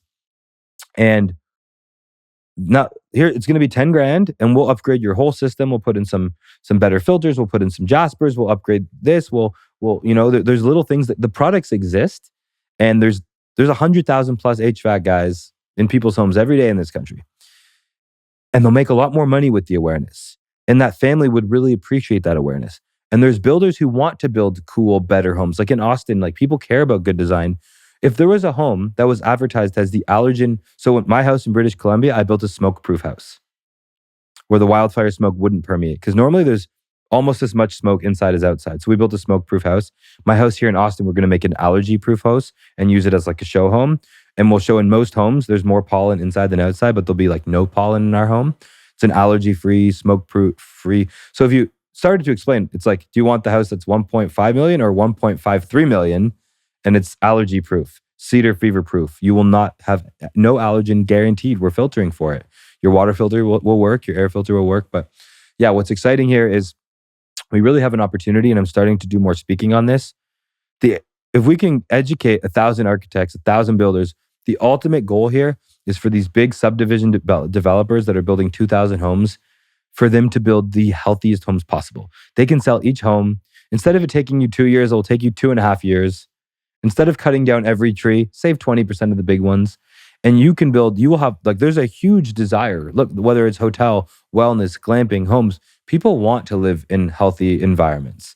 They will make such a premium. They will make so much money. If there's any builders listening to this, builders, architects, HVAC contractors, like, I will consult you for free. I will teach you everything I know. So I actually have the domain healthyhomecertified.org and air quality certified. So when the right time or the right person comes along, I think this needs to be something that we have lead for energy efficiency, but we have nothing for healthy home standards. And I just would really, I love to explain that Joe, the contractor who's coming to your house, he could change your kid's life and he can make himself a lot more money with that awareness. And that family, when they're doing the reno, it's such an opportunity to upgrade stuff. So like really, there's such good tools, and people just need that like little shift to be able to move the needle so much. And that's what I really want to get going. I want bottom up consumer. You get what you tolerate, and the market will give you what you demand. If the demand is there, the supply will be there. There are creative people that will build amazing things. You just have to want it and be willing to pay for it. So That's something that I care deeply about. I love it. I mean, a lot of what we've been talking about here today are things that I dreamed about as a renter, and it just wasn't practical to invest in someone else's property. So I just kind of settled for, EMF, air quality, water, et cetera. It was one of the coolest things about buying our first home is actually being able to dial all that stuff in and create a really restorative, supportive, healing sanctuary. Feels good. And then shit happens and you get a leak. You got to Can't deal get with it it. all. But dealing with the EMF, the water, the air quality, all of that, it really does make a huge difference, not only for you and your family, but it's really nice to have people come over and they notice like, there's something different here, because the air is being purified, the water's clean, and there's no EMF, there's no Wi-Fi anywhere, all that kind of stuff. It's cumulative in, the harm that it causes over time, but it's also cumulative in the sense that your standards of how you feel get better and better. This house is awesome. Yeah, even just like, talking about your sleep sanctuary, just dialing in everything to support good sleep is life-changing. It takes a little time and education and money up front, but then once it's set, it's like it pays for itself, man, because if you sleep better, if you can't have a good day without having a good night. And if you just looked at it from a productivity standpoint, there's infinity studies that show the quality of a chess player's move, SAT scores, absenteeism. When you're breathing cleaner air, which at night I call it sleep fuel, during the day I call it thinking fuel. What else is fueling our brains right now other than oxygen and air? We're not putting anything else in the tank. But if we shut our intake down, we'll both be dead very quickly. So when the CO2 goes up, the brain fog kicks in, the fatigue kicks in, you're lethargic. So even if it's about like pure productivity, energy, life, if you sleep good, you'll have a good day. And you can't have a good sleep. And sleep is all about the lowest common denominator. So if you could have the most comfortable bed in the world, but it's loud, or it's hot, or the pillow sucks, like your sleep is only as good as the weakest link. So everybody gets it dialed in, it's cold, they got the right blanket, the right sheet, and then the neighbor's dog is barking, or you're above a nightclub. It's all for nothing. Your sleep is only as good as the weakest link. So when you have this comfy bed and you're breathing 800,000 particles all night long, this is not optimal. And for $1,000, you spent 3,500 on your bed to have a good sleep. But meanwhile, the thing that's keeping you can sleep on a hard floor with good air. Done it many times, but you can't sleep on a comfortable bed with no air or you'll die. So it's like this scale from like critical, like this house, for example. I wish your listeners, your audience could feel the way it feels here. Cause like it's pretty remote and country here, but it's not like you're on like 100 acres. There's things nearby. But it's quite visceral. Like I'm really growing on the EMF bandwagon, and it's really great because like, yeah, you really practice what you preach. It's a beautiful thing that like, getting to see you off camera a lot. Like the conversations, like the same way you talk on podcasts is the same way you talk off podcasts. It's all one life. It's really awesome. On mic and off. I want to talk about the specifics of what the Jaspr removes out of the air. And one thing specifically, and I don't know if I've ever asked you this or if you even have the answer, but one of my primary concerns when it comes to air quality, I mean, of course, there's mold. We've talked about that. But it's the stuff that's being sprayed in the skies. And by the time this comes out, I think my Dane Wigington episode will have come out, and he's got a website called geoengineeringwatch.org. And this is the guy, I mean, he's out there testing air samples and water samples and finding graphene oxide, and just the stuff that they're putting above us is insane. But a lot of it's very small. It's like nano-sized particulate. And so I've always wondered if, obviously that's getting inside the house too. Anytime you open the door and through your HVAC and all that, would the Jaspr get out particles that small? Like this aluminum dust and shit that's floating around in the air? You can't guarantee that it will get all of them. But, when you ever hear a HEPA advertises filters down to 99.97, it doesn't mean down to. It actually means that 0.3 microns, it's the most penetratable particle size. So there's like a curve in filtration where they can actually often filter particles smaller, even better. So, of course, there's nanoparticles. There's things that are small enough that, like, if the filter is like a bunch of things, like a bunch of weaved pleats, and you want to capture the things before they get through the other side. So like 100% no. But a lot of stuff is going to absolutely get captured in there. And it depends on exactly like what it is. I will also say, I'm now working with a company in East Texas that typically has done aerospace and very innovative, non-consumer facing engineering to work on creating a filter that is not HEPA and not carbon, using new nanotechnologies, has a new way of filtration, like a single layer filter. So once again, no one's innovated HEPA in like 80 years. And like, maybe we can't, but let's try. So we're going to start to try doing a lot of things to look at filter. And it's funny because the filter itself will use nano materials. You just want to make sure those nano materials are not being released and they're being used to capture only. But yeah, like it's hard to say exactly. I can't wait to listen to the episode with Dane. That is an area, much like my awareness of EMF is growing and I'm feeling it. A few years ago, it like seemed a little crazy about stuff in the sky. And then like, is it stuff in the sky that they're like just putting there? Often, sometimes the road to hell is paved with good intentions. Like, or is it the oil sands or the refineries a few hours away and huge manufacturing areas in Bastrop in East Texas where they're manufacturing in the area, like where things are coming from, I think is hard to pinpoint the source. But if he can test the stuff and say it's there, and then we can test the air in your bedroom and say it's not there. I like basic science like that. Like, yeah, well, that's about all I can understand. But we're definitely getting out pollen and mold spores. Because when you came over the other day, we did a before and after mold test, and you brought, I don't know, 2 or 3 more Jaspers, and we put them around the house, tested the mold, let them run for a few hours, came back and tested, and then the air was like pristine afterward. And that test, we had something working against us too, because it was a rainstorm when we were gone. So that changes the game a lot in terms of mold and washing particles away and things like that. But yeah, I've done and love to do a ton of tests like this where we test. I wish I should have brought my like $5,000 giant particle counter, but like we've never done a demo in someone's home where basically you go into someone's bedroom, show them what's in the air, turn on the Jaspr, you leave for half an hour, you go back. The number is 95% lower and they're like, holy shit, it feels like mountain air in here. And then they go back out their bedroom and they go, it feels dusty in here. And when you do the lab testing, and lab testing is way cheaper than you think. Like mold tests, like $100, pollen tests, not expensive. So generally what Jaspr is really good at filtering out is going to be your smoke, your VOC, your pollen, your mold, your cooking particulate, pet dander. Pets are horrible for air quality. Cat litter is really bad. Even a lot of the kibbles and the foods people are using and eating, and cats poop indoors, and then the cat litter has all kinds of crazy chemicals. So generally, like the way you think about your water filter system, you're like, I know it's not getting everything, but like it's getting almost everything. A good HEPA is sort of similar to that, and HEPA is very like foundational and fundamental. Like there's no crazy voodoo rocket science going on in here. It's a very simple product. It's a metal tube with a huge filter. The bigger, the better. Big fan, a big motor.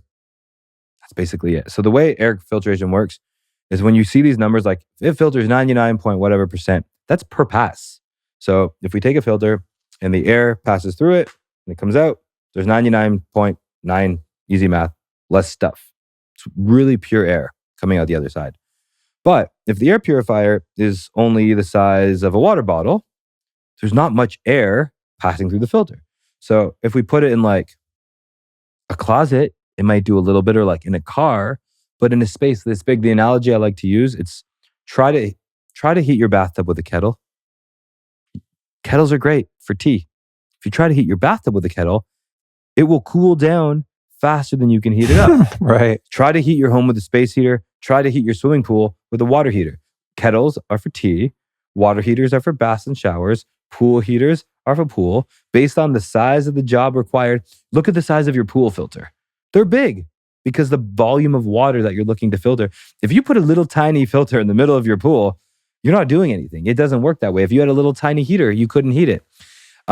Heat is a cool way to think about it because it's like more visceral, tangible. You can feel it easier. But with air, it's a lot harder. So you get about, let's say 99% per pass. So the real magic here, what makes it different?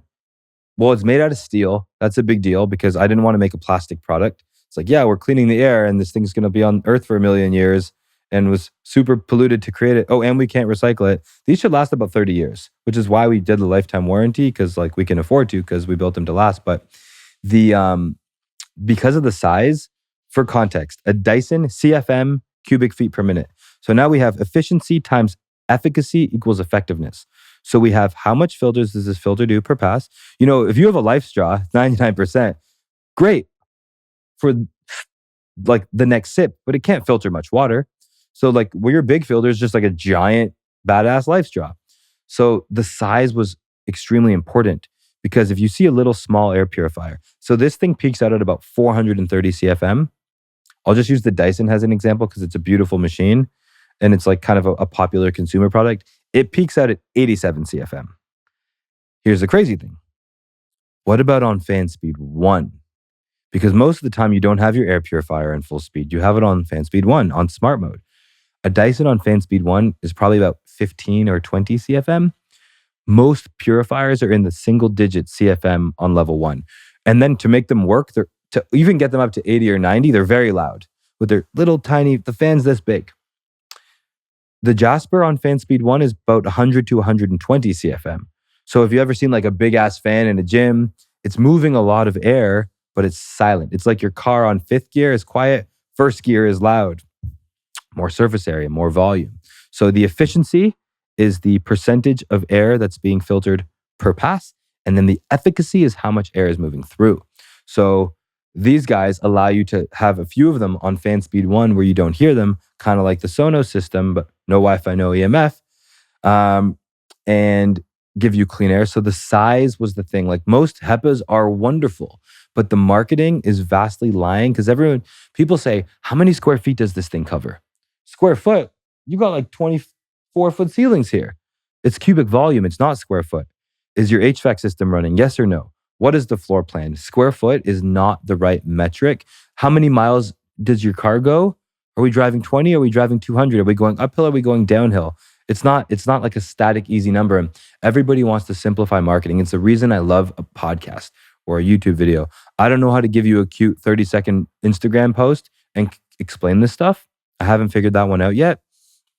So it's really the most air filters are great, but like when you hear that 99%, that's per pass. So if you think about the little guy in your corner, you're like, is it working? You're like, yeah, the 1 square foot, like in that area, there's too much volume. It's the kettle and the bathtub situation. So that makes perfect sense. It was the size thing. Got it. I was wondering why it's pretty substantial. Those watching on the video will see, what is this, like 3 feet tall or something? Yeah, but a little less, about 30 inches. Yeah, so it's like almost up to my waist. And when I first got it, I was like, I mean, it's not ugly looking, so it didn't bother me, but I thought, I don't know, some of the other ones are smaller. I wonder why it's that big, and now that explains it. But the thing that mystifies me about the Jaspr is how freaking quiet it is, because I really don't like it's like 2 feet background noise. And we have these mics are super sensitive. Jared's laptop over there, I hear typing? I don't even hear the Jaspr, and it's on auto right now. So that's telling me the air is reading excellent. If you look on the top, incense has been dealt with. Yeah, totally.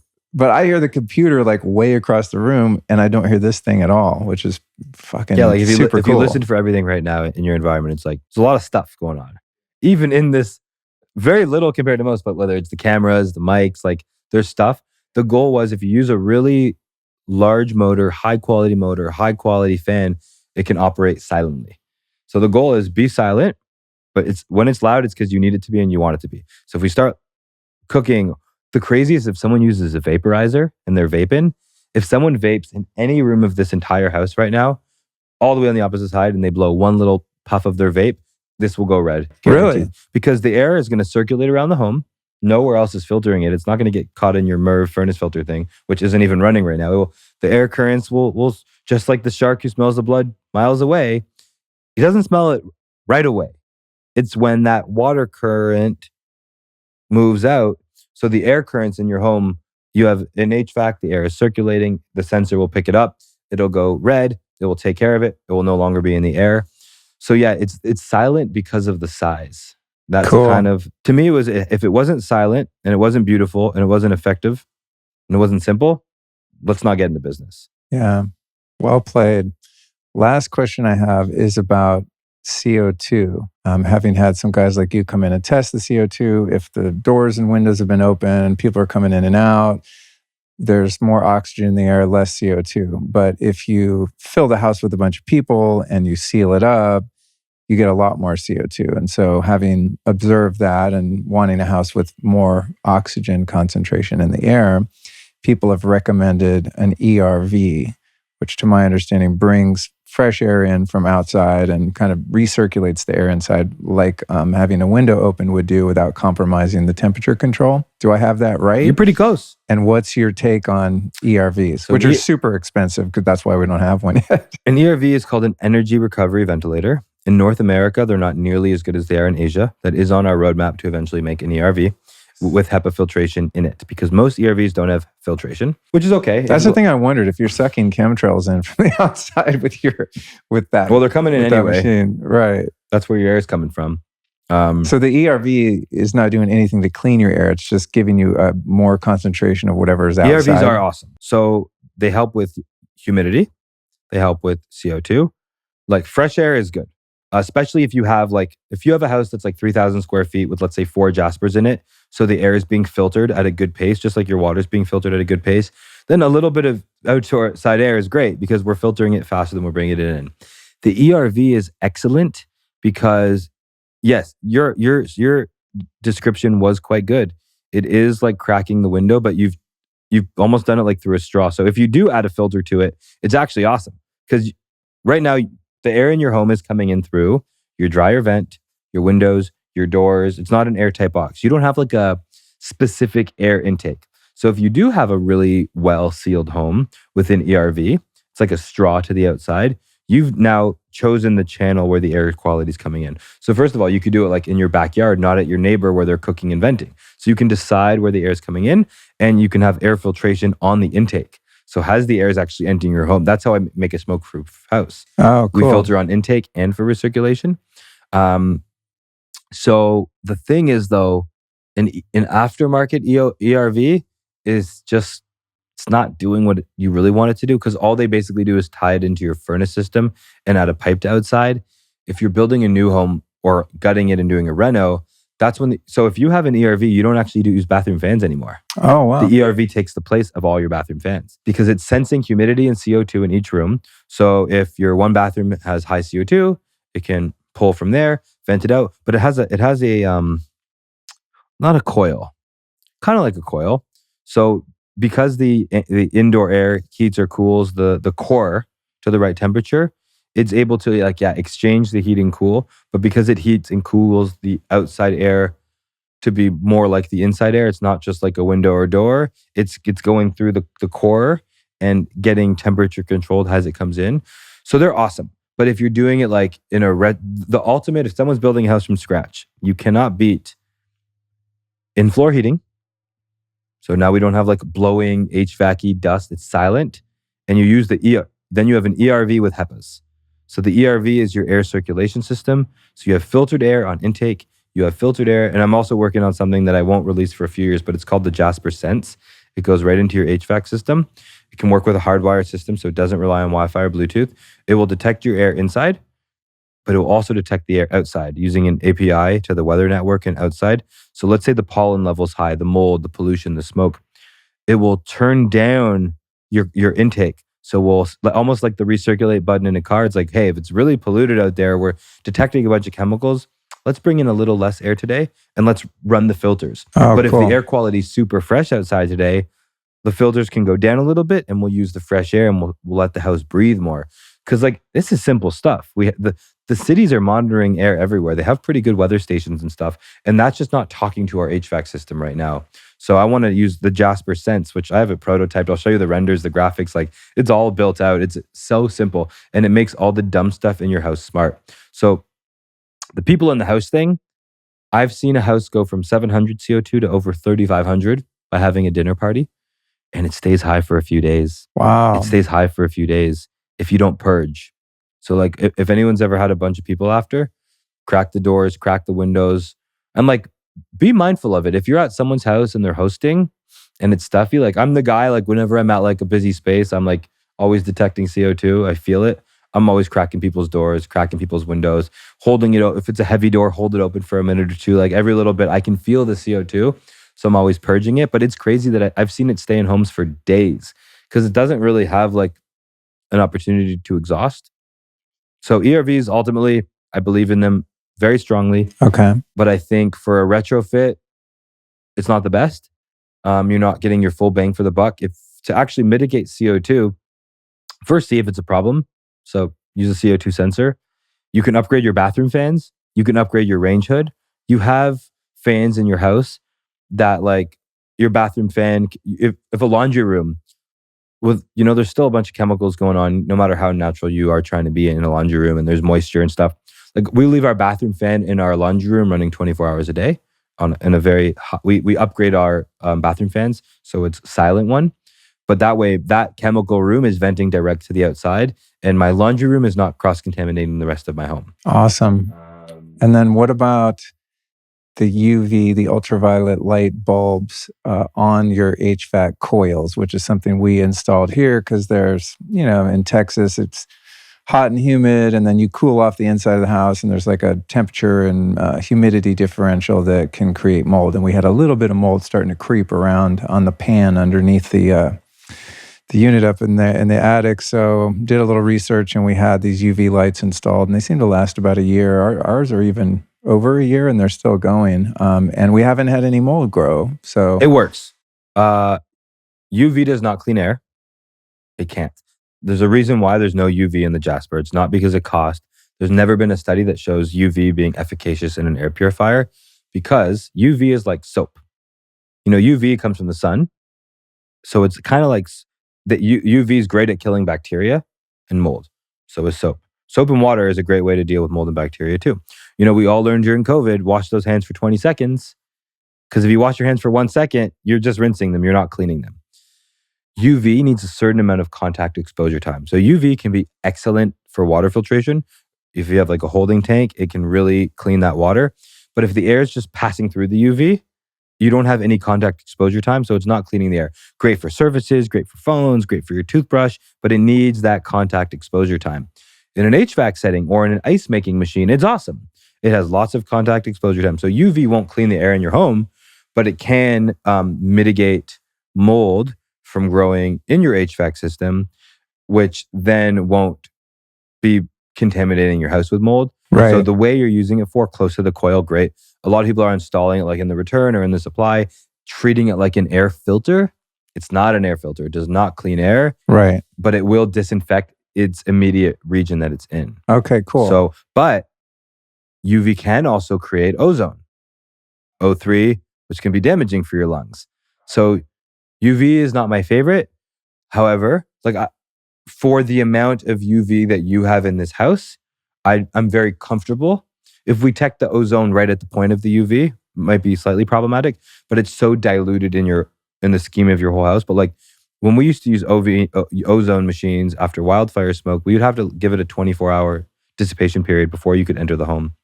Every disaster, some kids who worked for a restoration company would end up in the hospital because they were in there when the ozone was running. Always. Oh, brutal. Every once in a while, and I haven't done this in some time, but I guess when we were building the house and there's all kinds of building smells and it was just funky, I would come in here and run ozone generators and seal everything up and then air it out before anyone came back in here. And it does seem to be really effective at neutralizing odors to run ozone, but you don't want to breathe it. Do you think there's any sense in, you leave the house for a few hours and run an ozone generator in there, just kind of disinfect everything and get a clean slate and then air it out before you come and hell yeah and inhabit it again? However, ozone can break down rubber and that will create formaldehyde. So you can actually have various chemical reactions, right? Because it breaks things down. So, but generally, I like ozone more for spot treatments. I wouldn't think of it as a whole home solution. But if the car after wildfire smoke or someone pukes in the car or you had a bunch of people over, I wouldn't want to do this weekly. But I think deep cleaning is the most underrated thing you could do from a surfaces standpoint. Once a year, Ryan Blazer talks about it a lot. Deep cleaning your surfaces. Get once per year, clean all your clothes at once, clean all your linens at once, clean in the counters, clean all the surfaces, all the nooks and crannies. At the same time, if you can, do a deep clean of your air. So if you do have a few Jaspers, so that turbo mode, I bet you've never used it before. I have. Have you? Yeah. We invented it for dentists during COVID because dentists have the worst air quality. The Department of Defense ranks dentists as the top 5 most dangerous job in America with hygienists because the bioaerosols in the environment are the saliva, they blast the hose into your gum line. Ew. So if you, the studies, I don't know how dentists do. I've interviewed a number of dentists, and I'm like, I don't know how you guys are inside of gross mouths all day. That is like. But then the patient comes. Man. Hygienist has the mask. You don't. Your mouth is wide Right. open. When we test the waiting room in a dental office, it's just as contaminated as the operatory. Oh man. So the good thing is, That's it's pretty nasty. It's very fixable. So when we launched during COVID, our first 1,000 units were sold to dentists. We were dentists and doctors. So the turbo mode was designed so right when the hygienist is done with the patient, she can smash that turbo button. It will run for full speed, like a deep clean, and then it's ready for the next patient. But you ask the dentist, not long ago, it's like decades, not centuries, dentists didn't used to wear masks or gloves. The finger in the mouth, like if you ask your parents when they were kids, Wow. it was straight hand in the mouth and no masks. Wow. So now it's like, now you ask the dentist, do you clean your tools between? Yeah. Do you wipe the counter and the surfaces? Yeah. Well, what about the air? The same stuff that you're cleaning from the surfaces, you're not cleaning from the air. That next patient, I will never go to a dentist that doesn't have significant air filtration. I've tested way too many dental offices. That's so gross. And it's a big deal. Just when you think you've like learned about all the nasty stuff you need to look out for in the world. Hairdressers, salons. Yeah. And these poor people who work there who have no awareness. But it's a very solvable problem. But yeah, we used to call it like, so that was created for dental office, massage therapists, chiro. Whenever you're sharing the air in a small room with a patient, you're done, clean the surfaces, clean the air. So if you hold the turbo button down for a second, you can change that to like 20 minutes. So and then you just hit turbo, it goes to a deep clean mode. And then it will go back to smart. So whenever Rachel and I remember that we're walking out the house, we walk around, we hit the turbo mode on every unit. So then when we leave, the house is like, you come in and it's like super fresh. Oh, cool. If you go on vacation, some people never turn it off on vacation. You want to turn it up because the noise won't bother you when you're gone. But now when all that pollen, that mold, that dust, debris is coming in your house, you're filtering it. It doesn't, like my house, we have no dust. Dust is an indoor problem. If you have dirty air, you get dust accumulation. If you have adequate air filtration, you will never see dust on the surfaces. So dust is a symptom of poor air. And then you get dust mites. So yeah, like if you have it, use it. And that's another feature I'm very proud of. That's dope. I didn't even know that existed, that you could put the turbo on a timer. That's very cool. Yeah, if I hold it, it will... This is going to be loud, guys. We're going to go turbo. But when you hold it, there's 5 on it now. Okay. And then you toggle it, 6, 7, 8, Oh, 9, okay. 10. And then it has a memory. So I'm changing it out to 20. So now in the future, when you hit that turbo button, it has a memory. Now turbo is not 5 minutes, it's 20 minutes. Dope. So when you're going out the door, leaving your bedroom, you're changing your linens, cleaning person's hair, you smash turbo. And when you clean your surfaces, you vacuum your wipe counters, air quality always spikes. So while your cleaning is getting done, it's a great time to deep clean your air. Like when our cleaning's getting done, we turn them all up high. So while we're doing the surface cleaning and we're agitating things into the air, we're filtering them back out so they don't just settle right back down. I'm going to do that. Yeah, you will. Yeah, every other Tuesday when we come home after the house has been cleaning, I'm very grateful that I'm not doing it. But yeah, even with the natural cleaning products, it still smells. You're like, oh, the house was just cleaned, but not in a good way. No, I'm really excited for you to see what you notice different when you're because right now you have like okay clean air. I'd give you like a C, like 60%. Because I only have one Jaspr going. Yeah. You do. Well, dude, I'm excited to see what's going to difference. happen for Allison's cedar fever. Because like I said, when the Christmas tree was bothering her and we ran the Jaspr right next to the Christmas tree, it like solved that problem. But still... allergies be gone. Yeah, I'm super stoked for that. All right, I got one last nuanced thing to ask you about. Right. So we covered ozone, the ERV. CO2. What about these air purifiers or other devices that claim to produce...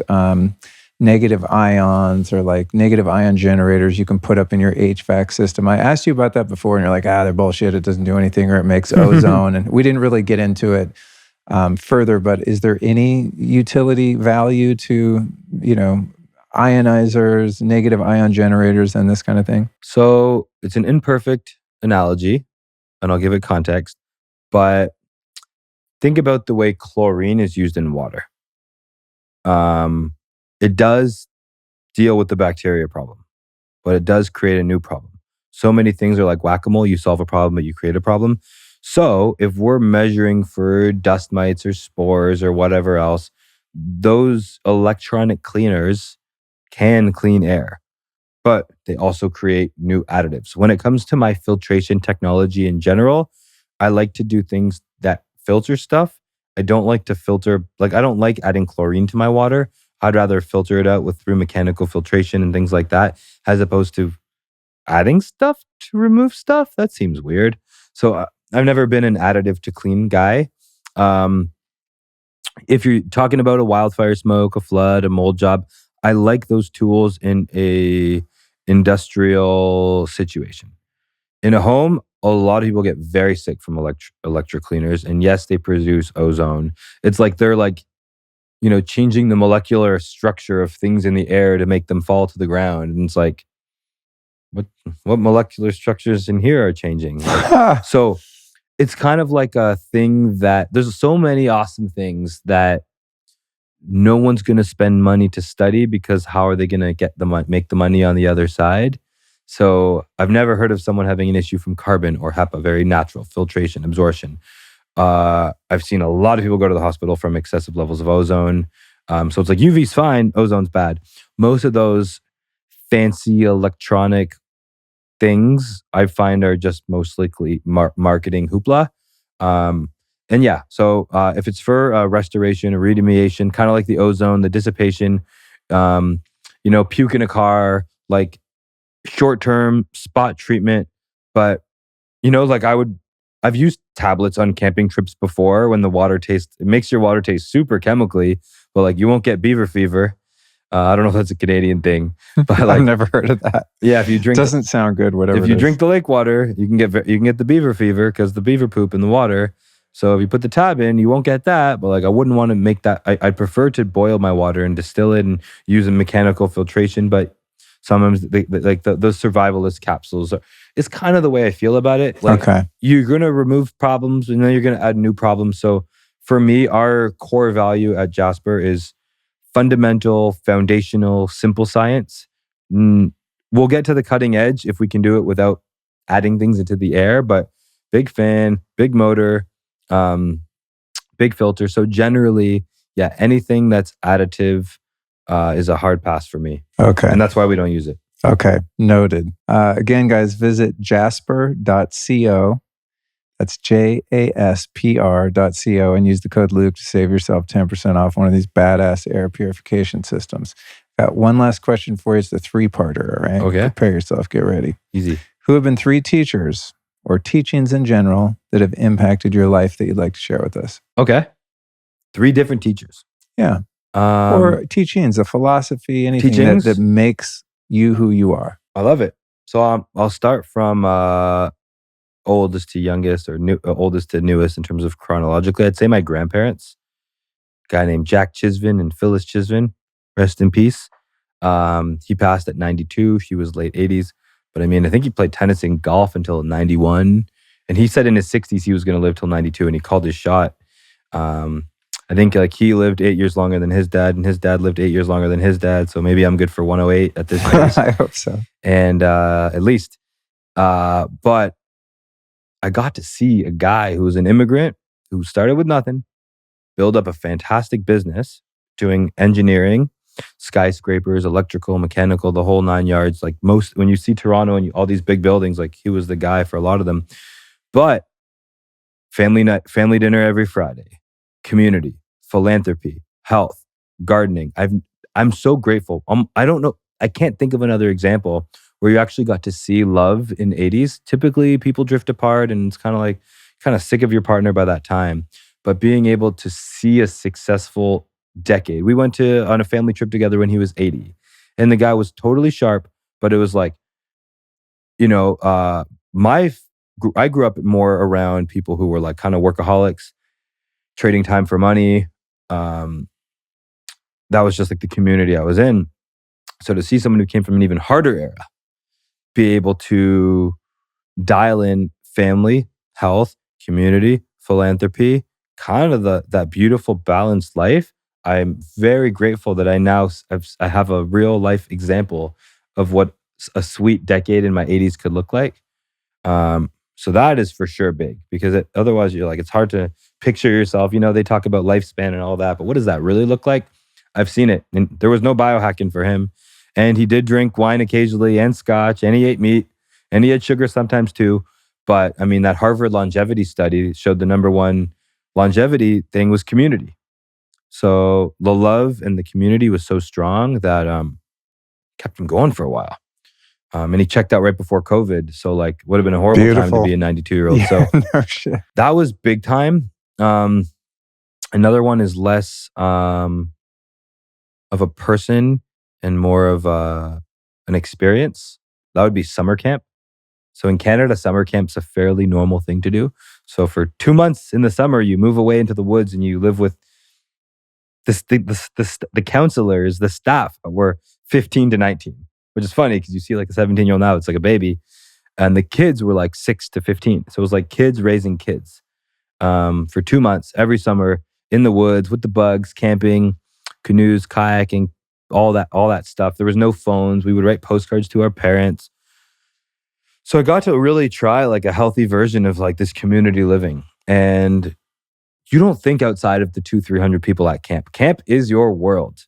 And I got to live in this environment amongst nature with kids, being raised by kids for 2 months every summer. And my wife, who I didn't meet till I was 19, she also went to summer camp. And like I'm like, if I didn't get that chance, like I know some people now, I like, hey, you want to go camping? Like, I don't like nature.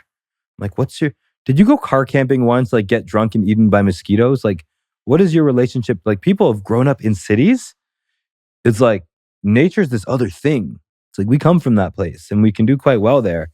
So yeah, summer camp would be a big one. And then I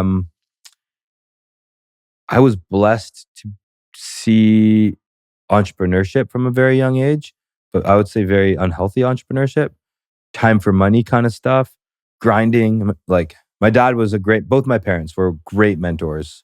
But my dad would say like, I can't listen to you guys in the evening because I'm an accountant and I get paid $300 an hour all day at work. I listened all day. I have no more listening bandwidth left. And I just thought that seemed reasonable. And then I realized like 15 years later, I'm like, oh shit, maybe that was kind of hard on everybody. Dad can't listen because he was working all day. So I got to see the upsides of opportunity. You know, I got to go to summer camp. I got to go do taekwondo and soccer and boxing and not starve. And I had an unlimited book budget and exercise budget, and that was amazing. But there was that came at the expense of, and I got taken to taekwondo. It wasn't like my pops was absent at all, but he couldn't ever listen. And I got to see uncles living the same life, and they're still doing it in their 60s.